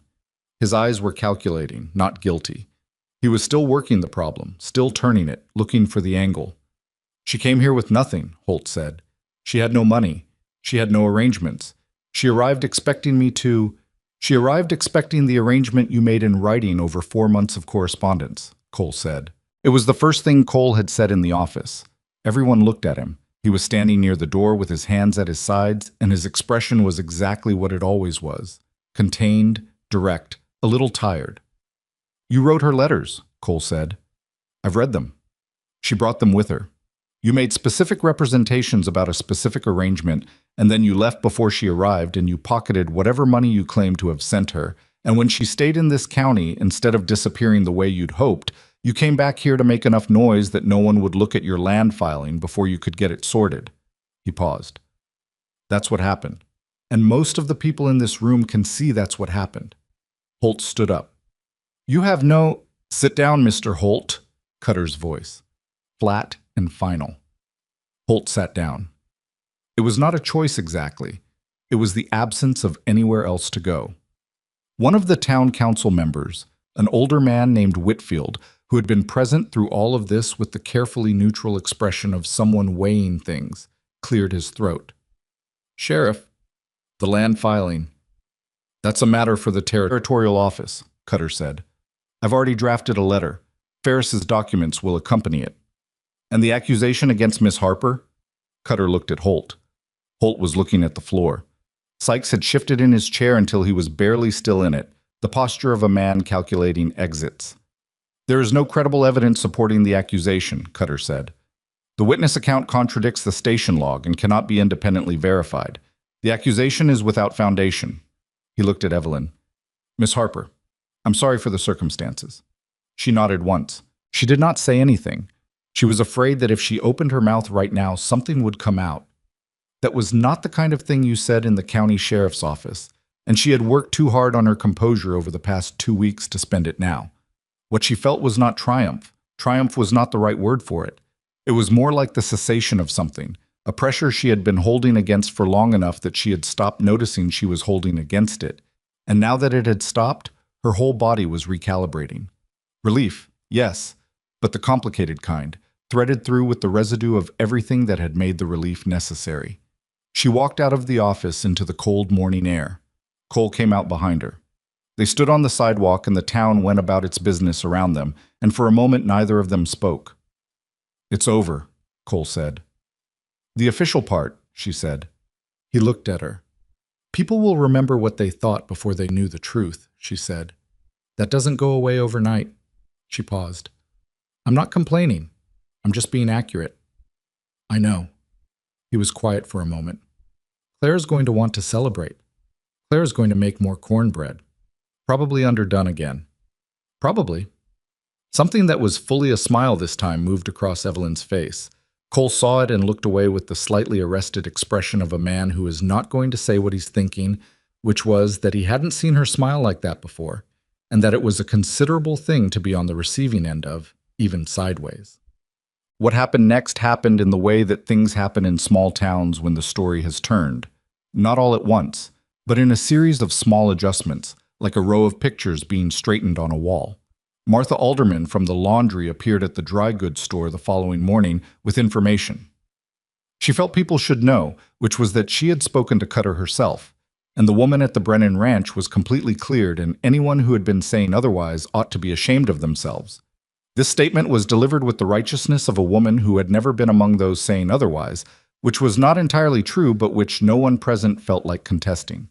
Gemma Alcott's mother sent a note to the ranch. It was a short note. It said that she hoped there were no hard feelings and that she had only been repeating what others had said. Evelyn read it and set it on the table and did not write back, not because she was holding a grudge, but because there was nothing to say that was both honest and polite. The children at Clara's school, who had the natural flexibility of people whose positions are not yet calcified by pride, mostly moved on within a day. Gemma Alcott did not push Clara in the coat room. Tommy Brewer said nothing at all. This was not an apology, but it was, in the way of children, an acknowledgement. Holt left town 2 days after the meeting in Cutter's office. He left the same way he had the first time, on a horse with 2 saddlebags early in the morning before most people were awake. But this time, the leaving had a different quality. The first time he had left ahead of something. This time, he was leaving behind it. That was a different kind of leaving. Sykes returned to Delacroix.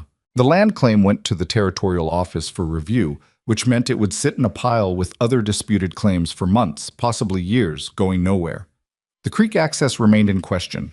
That was not Evelyn's problem, and she noted with some satisfaction that it was very much Holt's. It was on the Thursday of that week, 4 days after the office meeting, 9 days before the first snow of the season, that something happened that Evelyn had not anticipated and that rearranged things more than any of what had come before. She was alone in the house. Cole was at the eastern pasture. Clara was at school. The house had the particular quality of empty that is different from lonely. Not vacant, but restful, the way a thing rests between uses. Evelyn was going through the last of the mending, working at the kitchen table with the afternoon light coming in from the south window at the angle she'd come to know was the best light of the day in this house. She found the letter at the bottom of the mending basket. It was not addressed to her. It was addressed, in a child's careful handwriting, to no one. Not a letter meant to be sent, but a letter meant to be kept. Clara's handwriting, unmistakably, in the round practiced letters of a child who has been working at penmanship. She should not have read it. She knew that. She read it. "Dear Mama," it began. "I know you can't read this, but Miss Evelyn says sometimes writing things down helps, even when you can't send it anywhere. She didn't say I should write to you specifically, but that's what I thought of. I wanted to tell you that someone came, and I think she might stay. She fixes things, and she listens when I talk, and she doesn't say, 'That's enough, Clara,' the way the Alcott woman did when I stayed for supper that one time. Papa seems less, I don't know the word. He seemed like a clock that had stopped. Now he seems like one that's going again, but slowly, like it's getting used to moving. I don't know if she's going to stay. I asked her, but she didn't answer. I think she is scared of something. I think maybe she is scared of wanting things. I think Papa is scared of that too. I think they are the same kind of scared, and maybe that's why it works." The letter ended there, mid-thought, as if Clara had been called away and never came back to finish it. Evelyn sat at the kitchen table with it in her hands for a long time. She acknowledged to herself with the full, unguarded honesty of being entirely alone, scared of wanting things. Clara was right. She had spent enough of her life wanting things that hadn't come through. The right kind of life in Cincinnati. The honest man she had believed in for 4 months on the evidence of 6 letters. The future that had evaporated before she stepped off the train. That wanting had started to feel dangerous, like a habit that cost more than it returned. But she was sitting in this kitchen with the south light coming through the window at the angle she knew, in a house where a child had written to her dead mother to say that someone came and might stay. And the someone was Evelyn Harper from Cincinnati, with a battered suitcase and a repaired hairbrush, and a capacity for doing what needed doing that had not yet found its full use. She put the letter back in the basket, exactly where she had found it. She folded the mending she had finished and set it in its pile. She got up and started supper. When Clara came home from school that afternoon, she came into the kitchen the way she always did and read the room and found it peaceful, and she dropped her things and said, "What's for supper?" with the directness of someone who has decided that the world is, at least for today, operating according to expectations. "Chicken," Evelyn said. "With the herbs?" "With the herbs." Clara pulled up a chair to watch. This was something she had started doing in the 3rd week. Not helping exactly, but observing, as if she were cataloging something she intended to reproduce later. Tommy Brewer apologized today, she said. Evelyn kept her eyes on what she was doing. Did he?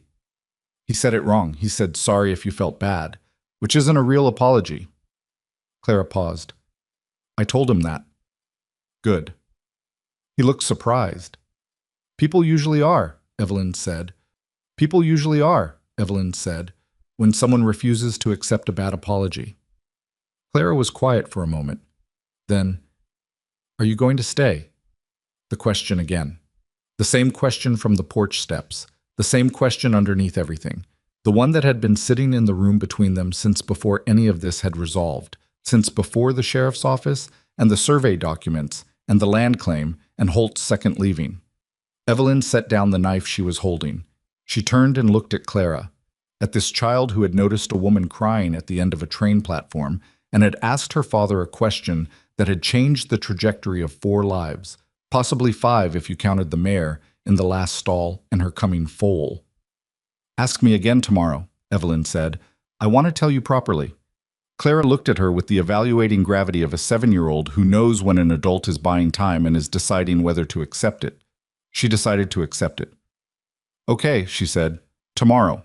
Cole came in as the light was fading and supper was on the table, and Clara was telling a story about the surveyor's dog that had apparently gotten into the schoolyard that afternoon and caused a considerable interruption, and the kitchen was warm and smelled of chicken and herbs, and Cole sat down and listened to his daughter with the expression Evelyn had come to recognize, the one that wasn't quite a smile but lived in the same neighborhood as one. And once, in the middle of Clara's story, his eyes moved across the table to Evelyn's, and what passed between them in that second was not a declaration of anything, but it was an acknowledgement, and acknowledgements, in Evelyn's experience, were where everything real had to start. She told Clara the next morning. Not with a speech. Evelyn was not a woman who made speeches, and Clara was not a child who sat still for them. It happened the way most real things happened in that house, which was sideways and without much ceremony, in the middle of something else entirely. They were at the kitchen table after breakfast. Cole had already gone out. The dishes were done, and Clara had her school things spread in front of her, a reader, a slate, a piece of chalk worn down to a nub. And she was working on something with the focused frown of a child who is trying to get a letter right. Evelyn was at the counter measuring out flour for the week's bread, and the kitchen had the comfortable morning sound of 2 people occupying the same space without needing to fill it with words. You said to ask you today, Clara said. She didn't look up from the slate. Evelyn kept measuring. I did. So I'm asking. A pause. The flour settled into the bowl. Outside, the wind had picked up. The particular cold wind that had been coming down off the mountains for 3 days, carrying in it the smell of something that was going to be snow before the week was out. I'm staying, Evelyn said. Clara looked up. Her face did several things at once, relief, satisfaction, and underneath both of those, something more complicated, the expression of a child who has been hoping for something long enough that receiving it arrives with a slight disorientation, the way your eyes adjust when you come in from bright light. Okay, she said. Then, for how long? Evelyn turned from the counter. I don't know yet. That's an honest answer. Clara thought about this with the seriousness she brought to things she cared about. Is it because of Papa? It's because of the ranch, and because of you, and because of... Evelyn paused. Because I'm useful here, and because it's the first place in a long time where I felt like myself. Clara chewed on the end of her chalk, which was a habit Evelyn had been trying to break her of for 2 weeks without success. That's not a no about Papa. Clara, I'm just saying. She looked back down at her slate. He's better with you here. He laughs more, not big laughs, small ones. But still. Evelyn turned back to the flower. She did not respond to this directly because she was not ready to respond to it directly, and because some things, the specific thing Clara was pointing at, were not discussions she could have before she'd had them with herself first. But she heard it. She filed it. It went into the same place where she kept the letter in the mending basket, the almost smiles, the evenings on the porch, the way Cole had stood beside her in Cutter's office without being asked, and without making anything of it afterward. She was building something, she realized, slowly, without a blueprint, the way you build something when you're not sure yet what it's supposed to be, but you keep adding to it anyway because the alternative is stopping. She was not ready to call it what it was. but she was not going to stop. Cole found out the way he found out most things about his own household, which was last and from Clara. His daughter informed him at supper that evening, with the casual authority of someone delivering confirmed news, that Evelyn was staying. She said it between a spoonful of beans and a piece of bread, as if it were a piece of information on par with the school day's other events. And then she looked at her father's face, and the corners of her mouth did something that she was clearly trying to keep under control. Cole looked across the table at Evelyn. Evelyn met his eyes and said nothing, because there was nothing to add. The information was accurate. Clara had delivered it cleanly. Any elaboration would be more for Cole's benefit than for the truth of the thing, and she had made a private decision to stop performing clarity she didn't entirely have yet. "All right," Cole said. He picked up his fork. "Good." Clara looked between the two of them with the expression of someone who has set a small fire and is watching to see how it spreads. It did not spread in any direction that was visible, which Clara found mildly frustrating, but she was a patient child in the ways that mattered, and she returned to her supper with the air of someone who has planted something and is prepared to wait. That evening, after Clara was in bed, Cole found Evelyn on the porch. He brought 2 cups of coffee without being asked. He had started doing this at some point in the past week, appearing with coffee in the evenings, the way you do when a habit has organized itself without a formal decision. He sat on the top step. She was in the chair. The sky was doing what the sky did up here in early winter, big and black, and so full of stars it seemed almost excessive, like someone had overcommitted to the effect. "You don't have to explain it," he said. "I know. I'm not asking why. I know that too." She wrapped both hands around the cup. "Are you asking anything?" He was quiet for a moment. The barn creaked once in the wind. Somewhere out in the dark, one of the horses shifted. "There are things I should probably say," he said. "At some point." He looked at his coffee. I don't move fast with things." "I've noticed. That probably frustrates you." "No," she said. And then, more carefully, "I've moved fast before. I crossed 800 miles on the strength of 6 letters. Fast doesn't have a good record with me." He looked at her then.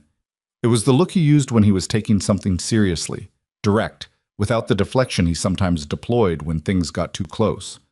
"Fair enough," he said. They sat in the cold and drank the coffee, and the conversation did not go further than that, and neither of them felt that it needed to. There was a quality to the silence between them that Evelyn had not experienced with many people, a silence that was comfortable without being complacent, that didn't require filling, that left room for things to exist in it without demanding they be named. She thought about her mother's house in Cincinnati. She thought about the smell of it, the wool coats in the hallway, the particular soap her mother used, the sound the floorboards made in the second story. She thought about the letter she had finally written, 2 weeks after arriving in Ashridge Crossing, when the words had arranged themselves into something she could send. Her mother had written back. The letter had arrived 3 days after the sheriff's office meeting, and it had said, in her mother's economical way, "I'm glad you're safe. I'm glad someone stood beside you. Tell me more about the ranch." Evelyn had read that letter twice and then written back 4 pages, which was 4 pages more than she usually wrote. She was going to have to write again soon, with updated information. She was not yet sure how to write the updated information, which was part of why she was sitting on a porch step at night in the cold, instead of inside where it was warm, turning things over in the way of a person who hasn't quite gotten to the bottom of them yet. The first snow came on Saturday, which was not a school day, and Clara greeted it with a volume of enthusiasm that seemed disproportionate to the amount of snow, which was less than 2 inches and mostly gone by afternoon. She insisted on going out in it before breakfast, which Evelyn permitted on the condition that she wore her boots and her wool coat and her hat, all 3, no negotiating. Clara wore all 3, ran outside, stood in the snow for approximately 4 minutes, came back in because her hands were cold, and ate her breakfast with the expression of someone who has done what they set out to do and found it satisfying. Cole came in from the morning chores with snow on his shoulders and a look that said the cattle were going to need attention before the real winter settled in. He and Evelyn had a brief, practical conversation about supplies, what the ranch had, what it needed before the roads got difficult, and she made a list with the efficiency of someone who has been running a household long enough to know what gets forgotten. It was the most ordinary morning she could remember having in a long time. That was what she noticed about it. Not that it was pleasant, though it was. Not that it was warm, though the kitchen was. But that it was ordinary in the specific way of a life that has found its shape, where the tasks are familiar and the people are known, and the day fits the day before it without effort. She had not had that. She had not had it in Cincinnati, where ordinary had felt like something settling over her rather than something she was living in. She had not had it in the 4 months of letters to a man who turned out to be writing a fiction. She had not had it on the train or on the platform or in the first weeks at the ranch, when everything had been provisional, held at a slight remove from full commitment. She had it now. She was not sure when it had arrived, but it was there. The complication came, as the significant ones tend to, from an unexpected direction. Her name was Louise Holt. Gerald Holt's sister arrived in Ashridge Crossing on the Wednesday stage, 11 days after her brother had left it for the second time. She was a tall woman in her late 40s, narrow in the way of someone who has spent considerable energy on self-containment, with the kind of composed expression that made it hard to tell whether she was intelligent or just careful. She checked into the hotel, sent a note to the sheriff's office informing Cutter of her presence and her intentions, and then she sent a second note, delivered by the hotel's boy, to the Brennan Ranch. The note said, "Miss Harper, I understand you have reason to dislike my family's name. I am not here to defend my brother. I am here to speak with you on a matter that may be in your interest. I will be at the hotel dining room at noon tomorrow if you are willing. You are under no obligation. Louise Holt." Evelyn read it twice. She handed it to Cole without comment. Cole read it. "I'll come with you," he said. "Let me go alone first." He looked at her. "If she wanted trouble, she would have done something different," Evelyn said. "She went to Cutter before she went to us. That's not the move of someone looking to cause problems." She paused. "I want to hear what she has to say without anyone else's reaction in the room." He didn't like it. She could see that clearly, but he handed the note back and said, "All right, but you tell me everything she says." "Everything," she agreed. Louise Holt was already at the table when Evelyn arrived, seated with a cup of tea in a posture that had been learned early and maintained through considerable discipline. The posture of a woman who had decided that how she held herself in a room was something she could control even when other things weren't. She stood when Evelyn came in, which was not a thing most women did, and held out her hand. "Miss Harper, thank you for coming." Miss Louise Holt." She sat down when Evelyn did. "I want to begin by saying that what Gerald did to you was wrong. Not just the accusation, the whole of it, the correspondence, the arrangement, the abandonment." She said it with the clipped precision of someone who has rehearsed an acknowledgement enough times that the emotion has been compressed down to something manageable but is still visible if you know to look. "He is my brother, and I don't stop caring about him because of what he is. But I am not blind to what he is." Evelyn looked at her across the table. "Why are you here, Miss Holt?" "Because Gerald borrowed money from me to fund the land claim," Louise said. "A significant sum. And because that claim is now under territorial review and may be invalidated, which means the money is unlikely to be recovered from the land deal." She set her cup down precisely. "Gerald has a habit of making messes and leaving them for others to live in. I've been cleaning up after him for 20 years. I'm tired of it. I'm not sure what that has to do with me. The survey documents that Ferris provided, there are related documents, letters between Gerald and the original landowner going back 18 months. Gerald has them, or had them." Louise folded her hands on the table. "Before he left town the second time, he sent a parcel to a postbox in my name. I believe those letters are in the parcel.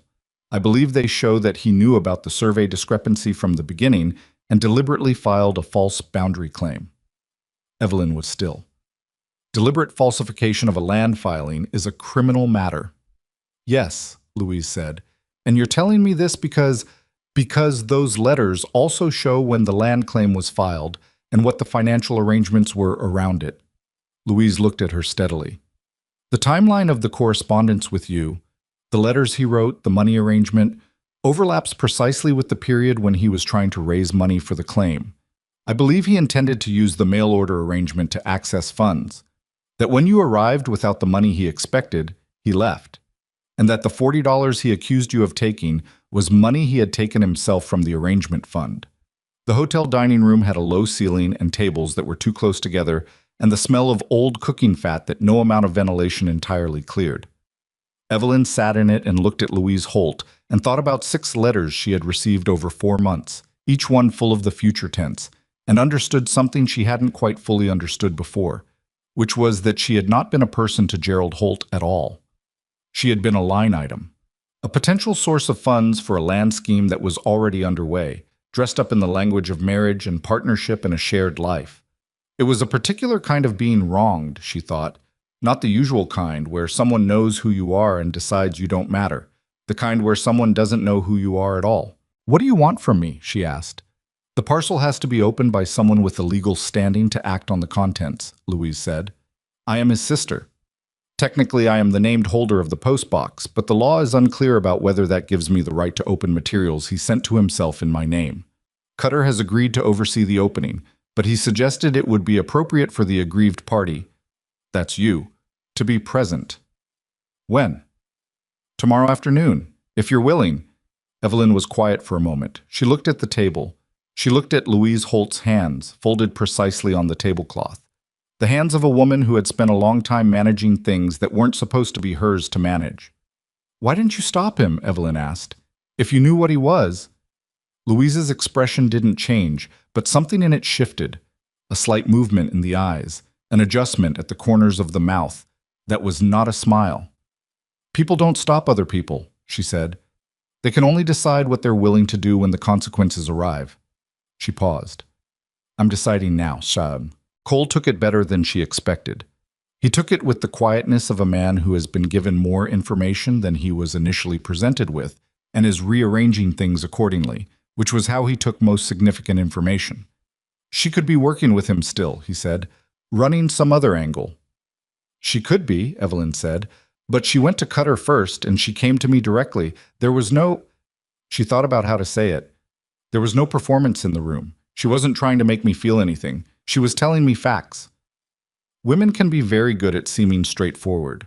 Evelyn looked at him. So can men.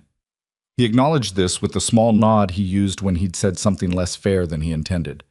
"Cutter's overseeing it. He'll be there." "Then I want to be there too." "I thought you might." He was standing at the kitchen counter. Clara was in bed. The house had gone quiet in the way it did after 9 o'clock. Settled, the day digested, the night doing its ordinary work. Cole was looking at the window above the sink, which showed nothing but dark and their own reflections. "I want to ask you something," he said. Evelyn waited. "When all of this is finished, the parcel, the territorial review, whatever comes from it, what do you want?" He looked at her. Not at the window. At her. "Not what's practical, not what makes sense. What do you want?" She had not been asked this in a long time. The directness of it, coming from him, who was not a direct man by habit, landed with more weight than it would have coming from someone for whom directness was automatic. She sat with the question for a moment. She allowed herself to actually sit with it, rather than redirecting it the way she usually redirected things that pointed too squarely at what she was afraid to want. "I want this," she said, "approximately this. The house, and the work, and Clara learning things, and the mare in foal in the spring." She paused. "And I want—" She stopped. "Say it," Cole said. Not impatiently, quietly, like he was making room for it. "I want to stop waiting to see if it gets taken away," she said. "I want to get far enough past the waiting that I can just have it." He looked at her for a long moment. The kitchen was very quiet. The fire in the stove made its small sounds. "I'm working on the same thing," he said, "for what it's worth." It was worth a great deal. She didn't say that. But she thought it, clearly and without the usual self-protective qualification, and the clarity of it felt like something changing. The parcel was opened in Cutter's office the following afternoon, in the presence of Cutter, Evelyn, Cole, Louise Holt, and the town's one lawyer, a man named Garrett, who had been practicing in Ashridge Crossing for 30 years, and who approached everything with the systematic patience of someone who has seen most categories of human error and is no longer surprised by any of them. The parcel contained what Louise had believed it would. There were 11 letters between Gerald Holt and the original owner of the Section 12 land, an elderly man named Oates who had since moved to live with his daughter in Tucson. The letters detailed the negotiation over the land, the agreed price, and critically, a conversation in which Holt acknowledged knowing about the survey discrepancy and proposed to the landowner a boundary adjustment that would benefit the claim, an adjustment that Oates had apparently rejected, and which Holt had then made anyway in the filing documents without Oates's knowledge or consent. There was also a set of account documents, a ledger, small and densely written. Garrett went through it with the deliberate attention of someone reading a text he wants to be sure he has right. When he looked up, his expression was the careful neutral of a man who has just confirmed something significant. "The correspondence with Miss Harper," he said, and looked at Evelyn. "The arrangement. There are entries here corresponding to the dates of the letters." He was accounting for the arrangement as a prospective source of funds. Garrett turned a page. There is an entry dated approximately 3 weeks before the train's arrival that reads, "Arrangement dissolved, funds not realized, correspondence closed." The room was quiet. "I was already accounting for me as a failed transaction," Evelyn said. Not with heat, with the flat, precise recognition of someone naming a thing accurately. "That would be the reading," Garrett said. Louise Holt was looking at her hands. Cutter set down the paper he was holding. "This goes to the territorial office, today." He looked at Garrett. "And the falsification of the land filing documents. That's criminal fraud." "It is," Garrett said. "He'll need to be located." "He will." Cutter looked at Evelyn. "This doesn't undo what you've been through in this town." "No," she said. "It doesn't. But it closes the record cleanly." He paused.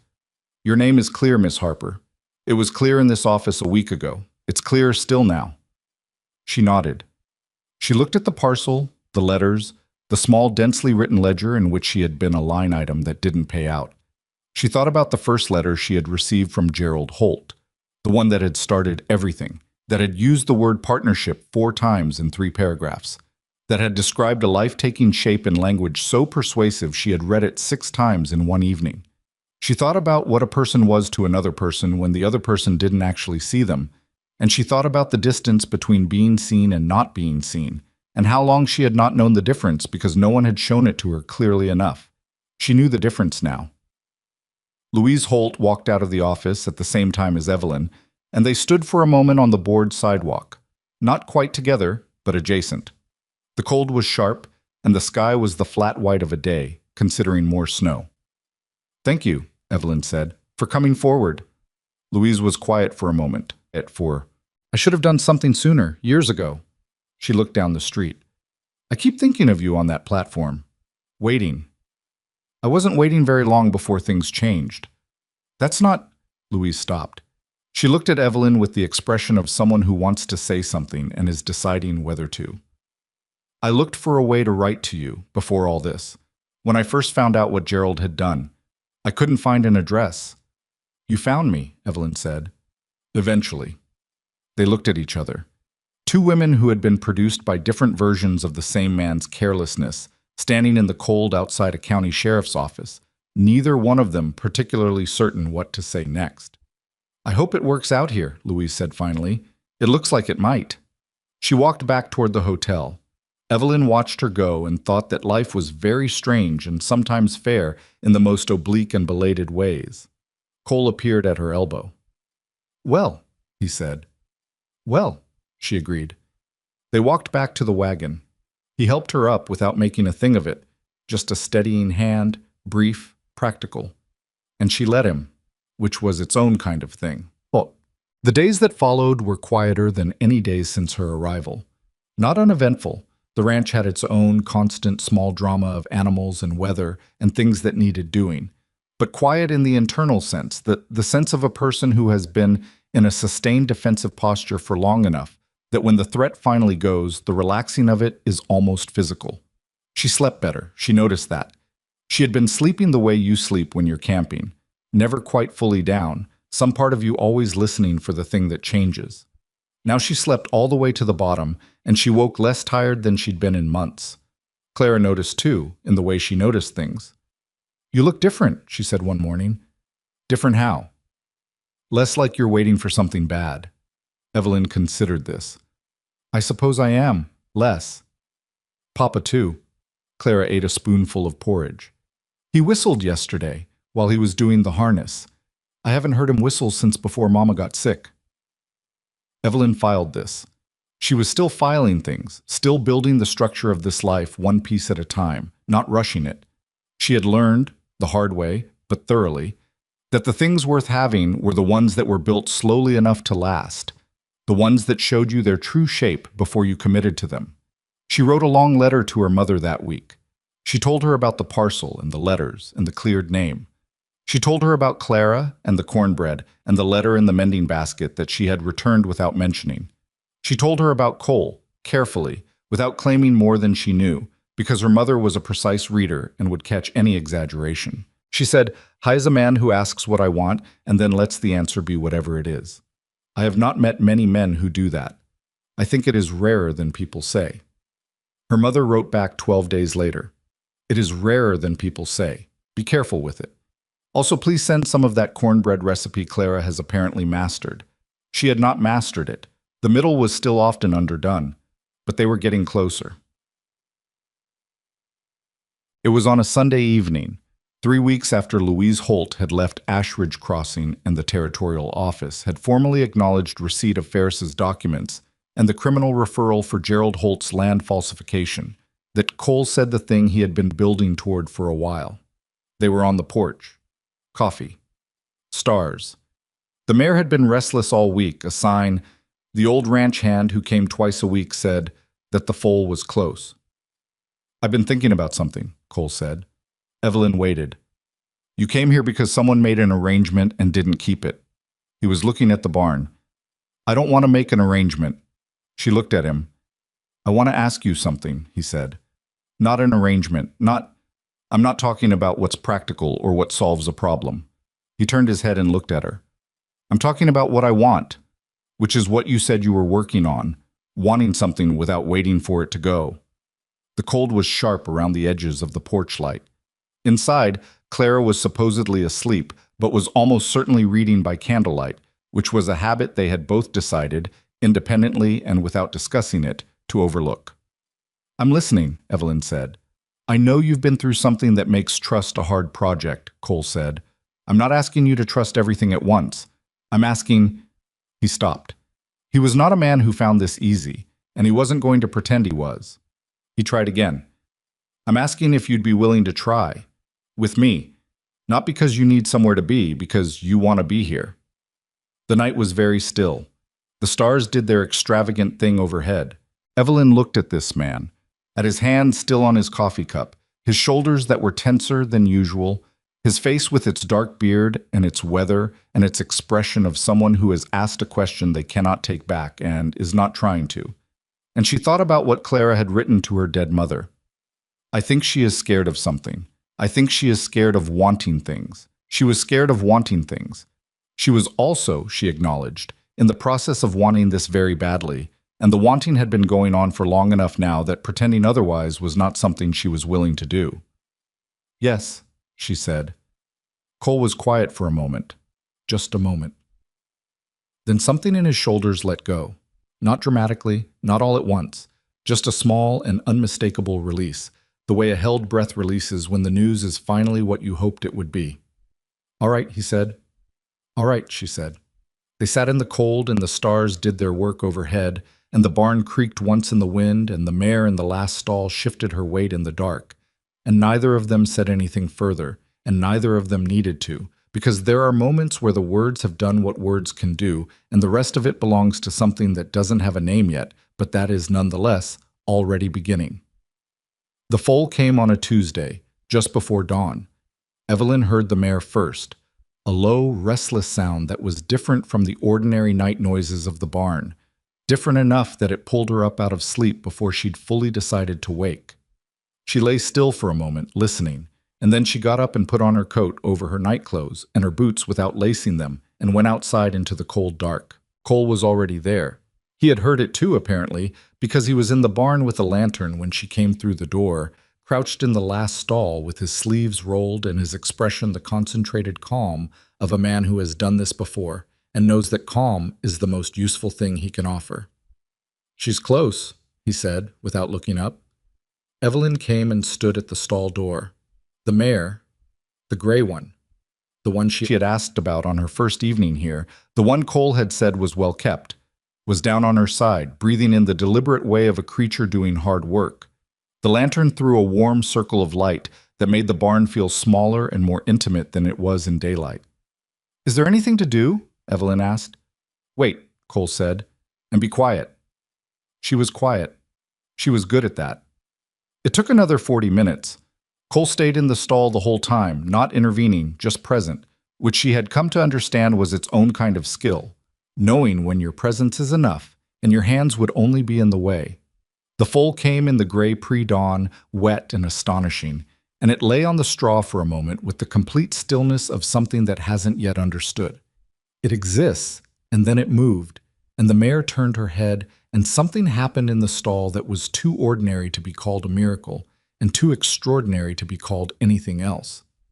Evelyn had her fist pressed against her mouth. She didn't know when that had happened. Cole looked up and saw her face and looked away again quickly, with the slight care of a man who has just seen something private and is choosing to respect it. "Bay," he said. "Filly." "She's perfect," Evelyn said. "She's messy," he said. "Give her an hour." She gave her an hour. Then she went back to the house and made coffee and started breakfast. And when Clara came down at her usual time, earlier than most children, which was a quality Evelyn had come to appreciate, she found Evelyn at the stove in the kitchen warm and smelling of coffee and something in Evelyn's face that made Clara stop in the doorway. "Something happened," Clara said. "The foal came." Clara's eyes went wide. She turned immediately toward the door. "Boots?" Evelyn said. "Coat. Both." Clara was in the barn in under 2 minutes. Evelyn heard her voice from the kitchen, a high, involuntary sound of pure delight that carried clean across the cold morning air, and she stood at the stove and felt something she had no precise name for, except that it was warm, and it was full, and it was hers. They named the foal together, which was Clara's insistence and Cole's accommodation and Evelyn's quiet amusement at watching the negotiation. Clara wanted something that sounded important. Cole wanted something short. Evelyn suggested they consider what the filly actually looked like before deciding, which was practical advice that Clara accepted as a compromise and Cole accepted as a resolution. The filly was bay with a single white mark on her forehead. Not a star exactly, more like a thumbprint, as if someone had pressed their hand to her face when she was still being made. Clara decided immediately that her name was Penny, for reasons that had something to do with the story her teacher had read at school and which Clara explained at length while the filly stood on increasingly steady legs, and the mare watched with the alert, exhausted patience of new motherhood. "Penny," Cole said, trying it out. "It fits," Evelyn said. "You're agreeing with her so she'll stop explaining." "I'm agreeing with her because it fits." Clara looked between them with satisfaction. "Penny," she said definitively, and that was the end of the discussion. The foal was 6 days old when the letter arrived from the Territorial Land Office. Garrett brought it himself, which was how Evelyn knew it was significant. He was not a man who made unnecessary trips, and he came to the ranch on a Friday morning with his coat buttoned against the cold, and the particular careful expression of someone carrying news that he has already assessed and found to be good, but who is waiting to deliver it in person before allowing himself to show that. He sat at the kitchen table with coffee and laid the letter flat. The Territorial Office had completed its review of the Section 12 land claim. In light of Ferris's survey documents, the corrected boundary evidence, and the criminal referral for fraudulent filing, the claim as filed by Gerald Holt had been invalidated. The land reverted to the prior owner of record, Oates, the elderly man in Tucson, with the corrected boundaries as Ferris had originally surveyed them. The creek access was restored to the adjacent property. Gerald Holt had been located in a town 2 territories over, where he was being held pending extradition to face charges of fraudulent land filing and misrepresentation. Garrett set the letter down and folded his hands on the table. "It's done," he said, officially and completely. Cole had read the letter over Evelyn's shoulder. He straightened up. He said nothing for a moment. "Sykes?" Evelyn asked. "Cooperated once Holt was located. Gave a full account. He'll face some consequences, but lesser ones." Garrett picked up his coffee. "The main event is Holt. The charges are serious. He won't be operating in this territory again." Evelyn looked at the letter. She thought about this moment in Cutter's office. Sykes's testimony unraveling against Purvis's station log, Holt's face doing that small, definitive thing when he understood the room had turned. She thought about the parcel and the ledger and the entry that read, "Arrangement dissolved, funds not realized." She thought about the platform at Ashridge Crossing on the afternoon she had arrived, standing there with her battered suitcase, reading a letter that had no money in it, trying to work out what to do next. It was the strangest thing, she thought, to be sitting in a warm kitchen with the smell of coffee around her, and a good lawyer across the table delivering the official end of something, and to feel primarily, not triumph, not vindication exactly, but a deep structural relief, the kind that lives in the bones rather than the surface, the kind that comes when something you've been braced against for a long time finally, fully stops. "Thank you," she said to Garrett, "for the work you put into this." "It was not complicated work," he said. "The evidence was clear once it was assembled. The harder part was the assembling." He looked at her with the steady attention of a man who has watched a lot of people go through difficult things. "You did that part." She shook her head slightly. "Not alone." "No," he agreed. "Not alone." She wrote to her mother that evening. It was the longest letter she had written since leaving Cincinnati, 12 pages in her careful handwriting, and it covered everything: the foal and the land ruling and Garrett's visit, and the specific quality of the morning when she had stood in the barn and watched something new come into the world. She wrote about Clara's letter in the mending basket, which she had told no one about until now. She wrote about Cole and the porch and the stars and the word yes and what had come after it, which was not a dramatic change but a gradual deepening, the way a river gets deeper as you move away from the shallows. She wrote, "I know I came here looking for something and found something different from what I was looking for. I know that sounds like it should be a disappointment. It isn't. What I was looking for was a version of a life I'd been told was the right shape. What I found is a life that actually fits me, which I think is rarer and better, though I understand it took a considerable amount of trouble to locate." She sealed the letter and set it on the table to go out in the morning post. Then she sat for a moment in the quiet of the kitchen, with the fire doing its ordinary work in the stove and the sounds of the house settling around her. The creak of the upper floor, the wind at the north window, the distant sound of one of the horses shifting in the barn. And she thought about belonging. She had spent a long time not quite belonging to places. Cincinnati had been her mother's place, a place she had grown up in and was grateful for, but that had never felt like it was specifically hers. The life she had imagined with Gerald Holt had been a fantasy of belonging, the promised shape of it, the future tense of it, without any of the actual substance. Even her first weeks here had been provisional, held at a slight remove, as if she were trying the life on before committing to wear it. She was not trying it on anymore. She was in it. It was hers. That was not a small thing. She had underestimated, for most of her adult life, how much of a person's well-being depended on that, on the specific feeling of being in the right place, doing the right work, with the right people. She had thought it was secondary, something you settled into once the important arrangements were made. She understood now that it was the arrangement. Everything else was secondary to it. Spring came to the Brennan Ranch. The way spring came to high country, reluctantly, in stages, with several false starts and at least one late snow that undid a week of warming and made Clara extremely vocal in her objections. The kitchen garden came back, and this time Evelyn gave it serious attention, clearing the dead growth, turning the soil, planning what would go where with the methodical pleasure of someone who has decided that a thing is worth doing properly. Clara helped, which meant she mostly asked questions and relocated earthworms to places she felt were more suitable for them, but she was present and interested, and that was its own kind of helping. Cole built a fence extension for the eastern pasture that he had been meaning to build for 2 years.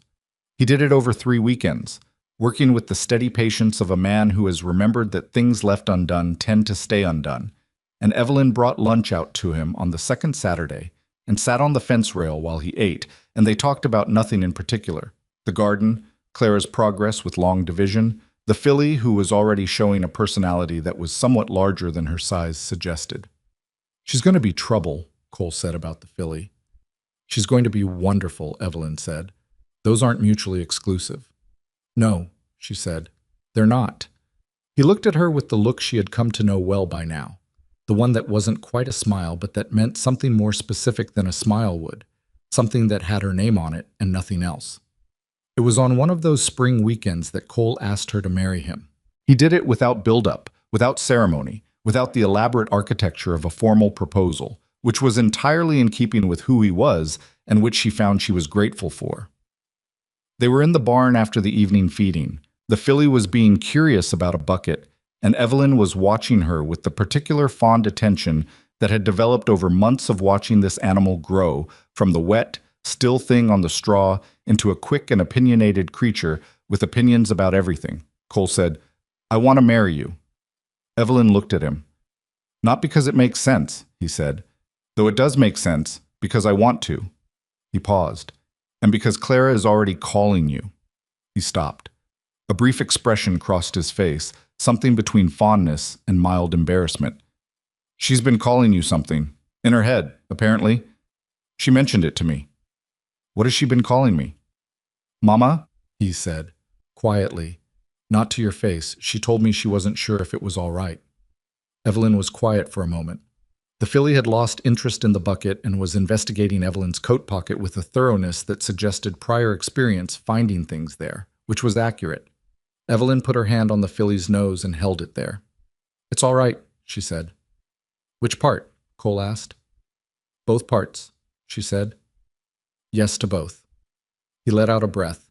She felt, rather than saw it, the release of it, the same quality as that night on the porch when his shoulders had let go, as if he were a man who held things tightly for a long time and had been practicing, slowly, the art of letting them rest. "All right," he said. "All right," she said. The filly pushed her nose more insistently into the coat pocket and found half a piece of dried apple, which she extracted with great satisfaction. Outside the barn, the spring evening was doing what spring evenings did here, going gold at the edges, the mountains taking on the purple-blue color of late light, the first insects starting their noise in the grass. It was not a dramatic moment. It was quiet and barn-smelling, and the filly was chewing the dried apple with focused contentment. It was not the moment Evelyn would have written in advance if she had been writing her own life, which she thought was probably the best thing that could be said about it. They were married in June, in the front room of the ranch house, with Cutter serving as witness and Garrett performing the civil ceremony and Clara standing beside Evelyn in a dress that had been let out twice in the past year because she was growing faster than her clothes could keep up with. Ferris came, which surprised Evelyn, and which the old surveyor explained was because he had been present at the beginning of the situation and felt entitled to be present at the end of it. Martha Alderman came because Martha Alderman came to everything, and because she had, Evelyn had to grant her this, been the first to publicly correct the narrative about the missing money, even if her correction had been deployed with rather more self-congratulation than was strictly necessary. Louise Holt sent a letter. She was living in Denver now, she wrote, which was far enough from the whole business to feel like a fresh start. And she was working in a hotel and finding it suited her, and she was glad the outcome had been what it was. She wished them well in the plain, direct way of someone who means exactly what they say. Evelyn wrote back. She did not know if they would correspond regularly or at all, but she felt that the connection deserved acknowledgement. Two women who had each, in their own way, been left holding the consequences of the same man's carelessness, and who had found in each other, briefly, something that looked like solidarity. The ceremony was short. Garrett was not a man who embellished. He said what was required, and Cole said his part, and Evelyn said hers, and neither of them cried, which Clara did, loudly and without apparent self-consciousness, and which she later defended by saying that tears at weddings were appropriate and she had done nothing wrong. "You didn't do anything wrong," Evelyn told her. "I know," Clara said. "I was just explaining." In the summer, she started teaching. It was not a plan she had formed in advance. It developed from a conversation with the school teacher, the young woman who was homesick and had apparently cried in front of her students that one time and had never entirely recovered her authority from it. The teacher had heard about Evelyn's background, and she came to the ranch one afternoon and asked, with the directness of someone who is past the point of being able to afford pride, whether Evelyn would be willing to teach reading to the younger children on the 2 days a week the school combined age groups and the teacher was occupied with the older students. Evelyn said yes before she had finished thinking about it, which was unusual for her, and which she took as information about how much she had wanted it without knowing she did. She was not a natural teacher in the way some people are, effusive, easy with praise, instinctively warm in the classroom. She was patient and precise, and she did not talk down to children, and she did not pretend that the wrong answer was almost right when it was not. What she was, it turned out, was honest with them, and children who had been learning to read for a while and were stuck somewhere in the middle of it did not need warmth so much as they needed someone to show them exactly where the problem was and exactly how to fix it. By autumn, 3 children who had been reading significantly below their age level were not. This was reported to her by the teacher with more enthusiasm than Evelyn knew what to do with, and by Garrett, who was on the school board and apparently tracked these things, and by Martha Alderman, who reported it as if she had played a significant role in it, which she had not. Clara had opinions about having Evelyn at school. "It's strange," she said definitively at supper one evening. "Strange how?" Cole asked. "Strange because she's my—" Clara paused. She looked at Evelyn. "Do I call you Mama there at school?" Evelyn had thought about this. "What do you want to call me?" Clara thought about it with the seriousness she brought to things that actually mattered to her. "Mama," she said, "everywhere." She looked at her plate. "If that's all right." "It's all right," Evelyn said. Cole looked at his food. He was doing the thing where he was experiencing something he wasn't going to describe, and Evelyn had stopped expecting him to describe it, because she had learned to read the thing itself in his face and in his hands and in the quality of his silence. And what she read there was a man who had lost so much so fast, 4 days from a Monday to a Friday, and who had then spent 2 years learning to live in the aftermath, and who was now sitting at a table where his daughter had just said the word mama, and meant it, and was not talking about someone who was gone. She reached across the table and put her hand over his. Just briefly, just enough. He turned his hand over and held hers. Clara watched this with the expression of someone who has gotten what she wanted and is trying to be dignified about it, and failing slightly because she was 8 years old and dignity was still something she was working on. The second winter on the ranch was different from the first in all the ways that mattered. The first winter, Evelyn had been living in the house, but not yet fully in the life.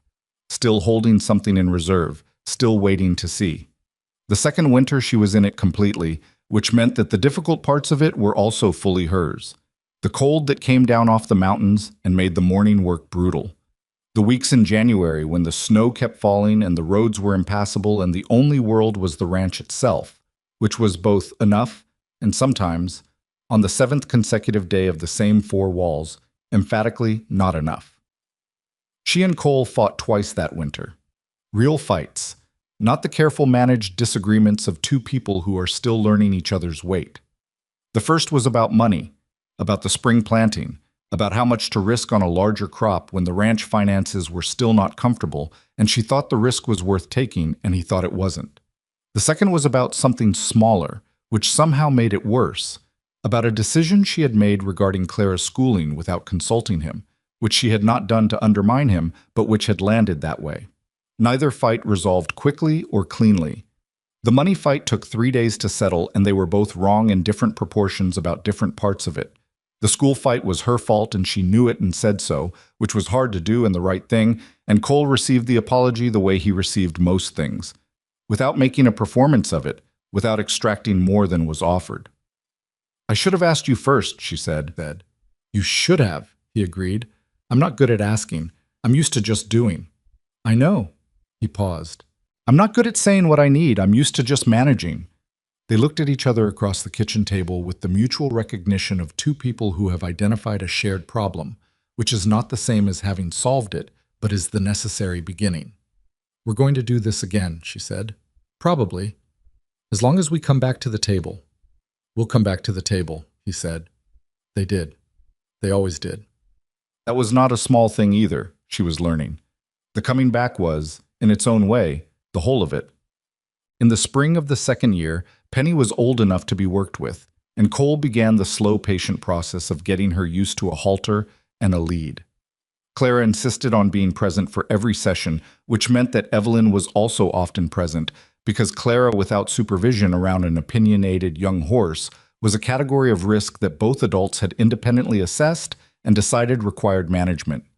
The filly had grown into exactly what she had promised to be, quick, curious, with a streak of stubbornness that she deployed at specific and inconvenient moments. She had also, through months of Evelyn and Clara's consistent attention, developed an affection for both of them that Cole noted with the dry amusement of a man who has watched his horses fall in love with his family and has no objection to it. "She likes Evelyn better than she likes me," Clara announced one afternoon, with the scientific neutrality of someone reporting an observed fact. "She doesn't like anyone better than she likes you," Evelyn said. "She just respects me more." "What's the difference?" Cole from across the paddock where he was pretending to check the fence. "That's a good question." "It's the difference," Evelyn said, "between what you want from someone and what you rely on them for. She wants your company. She relies on my consistency." She paused. "People are the same way." Clara thought about this for a while. Then, "Which one is better?" "Both," Evelyn said. "You want both." Yeah. "There is a thing that happens to some people. If they are willing to wait long enough and move through enough wrong turns without losing the thread of themselves, where the life they end up in is so specifically suited to who they actually are that it feels almost impossible that it happened by accident, not handed to them, not easy, but fitted, the way a well-made thing fits the purpose it was made for." Evelyn Harper, Evelyn Brennan.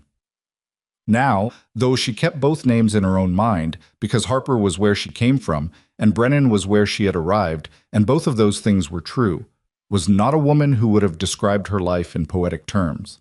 She was too practical for that, too given to accuracy over sentiment. She would have said she had been wrong about one thing, and it had led her, indirectly and at considerable cost, to a thing she had not known to want, which had turned out to be exactly right. She would have said, "Belonging is not something that gets handed to you. It is something you earn through the accumulation of days, through doing the work and staying through the difficult parts, and coming back to the table and showing up for other people in ways they don't always ask for, but that they notice and remember." She had been allowed to do that work here, in this place, with these people, and the result was a life that was hers in a way that no previous version of her life had been. She would have said, if someone had asked her what she had learned, that the thing Gerald Holt had done to her, which was treat her as an instrument rather than a person, had in the end been the thing that brought her to the place where she was seen most clearly. That being discarded can, if you refuse to accept that it defines you, become the beginning of the only story worth telling. She would have said, probably, that she was aware of how it could have gone differently. That if the station master hadn't lost the letter, that if Clara hadn't been on that platform that afternoon, watching with the frank attention of a child who hasn't yet learned to look away from things that need looking at. That if Cole Brennan had been a different kind of man, the kind who looks at a woman's difficulty and sees only trouble rather than character. She was aware of the contingency of it. She did not take it for granted. What she took instead was this: the kitchen in the morning, the south light through the window, the sound of Clara's boots on the stairs coming down too fast the way she always did. Cole's coffee already made because he was up before anyone. The garden in spring, the mare and the filly in the last stall, the filly's white thumbprint mark catching the lantern light. The mountains at every season, doing their indifferent, enormous work of simply being there. She took the teaching, and the children who arrived not reading and left doing so, and the satisfaction of that which was unlike any other satisfaction she had known. She took the evenings on the porch, and the stars, and the silences that didn't need filling. She took Clara, who called her mama everywhere now, without hesitation, who had her own stubbornness and her own relentless curiosity, and who was going to be, Evelyn thought, someone remarkable. Not because she was perfect, but because she was absolutely, thoroughly herself. And she had never been taught to be otherwise. She took Cole, his hands and his patience and his capacity for staying, his inability to say the complicated things quickly, and his habit of eventually saying them right. The way he looked at her sometimes as if he was still surprised she was there, which she did not find insulting, but instead found, in the specific way of things, you do not expect to find beautiful, completely beautiful. One evening in late autumn, the second autumn, Evelyn was on the porch alone. Cole was inside reading to Clara, whose bedtime reading had recently escalated to books that required Cole to ask Evelyn what certain words meant before the session, which Clara found hilarious and he found humbling, and which had quietly become one of Evelyn's favorite things about the week. She could hear his voice through the window, low and steady, working through the sentences with the patience he brought to everything that mattered, and Clara's occasional interruptions, and the fire inside, and the filly moving in the barn. She looked at the mountains in the last light. They were doing their thing, going purple, going black, the sky behind them still holding orange at the very edge before it gave in to dark. She had watched this specific transition dozens of times from this specific porch, and it was never the same twice, which was a thing she had not known she would come to value before she had a porch to come back to. She had arrived in this place with a battered suitcase and a letter with no money in it and no plan beyond the one that had just collapsed. She was leaving nothing. She was not going anywhere. She was for the first time in her adult life precisely where she was supposed to be. Not because someone had arranged it for her, not because she had followed the expected path, but because she had kept going after the path ended and had found something better than the path in the unmarked ground beyond it. That was the whole of the lesson, she thought, if there was a lesson to be found in any of it. Keep going past the place where you expected to stop. Not blindly, not without grief for what the stopping would have meant, but keep going and pay attention to what is actually in front of you rather than to what you had been promised, and be willing to recognize the right thing even when it arrives in a form you didn't plan for. She had been the bride no one came to claim. She had stood on that platform and understood, in the clearest and most brutal way, that the life she had planned was not going to happen. And then a child with a sideways hat had looked up at her and asked if she was lost, and she had answered more honestly than she intended, and everything that followed had followed from that. She was not lost. She had not been lost, she understood now, even when she thought she was. She had been in transit, moving between the life that hadn't been hers and the one that was. The transit had been difficult and frightening, and it had asked more of her than she had known she had to give, and she had given it anyway, because she was not built to stop. Cole came out. He brought coffee, as he did. He sat on the top step, as he did. The night came in around them, as it did. "She's asleep," he said. That was fast. She fought it for 20 minutes and then went all at once. He handed her the cup. "She does that." "She does," Evelyn said. They were quiet for a while. The stars came out in their extravagant way, the way that never stopped being more than she was ready for. "Are you all right?" Cole asked. He asked it not because anything was wrong, but in the particular way of a person who checks, who makes a habit of checking, who has decided that the people in his care deserve to be asked.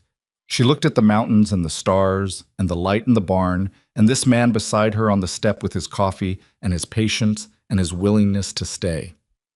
"Yes," she said, simply and completely,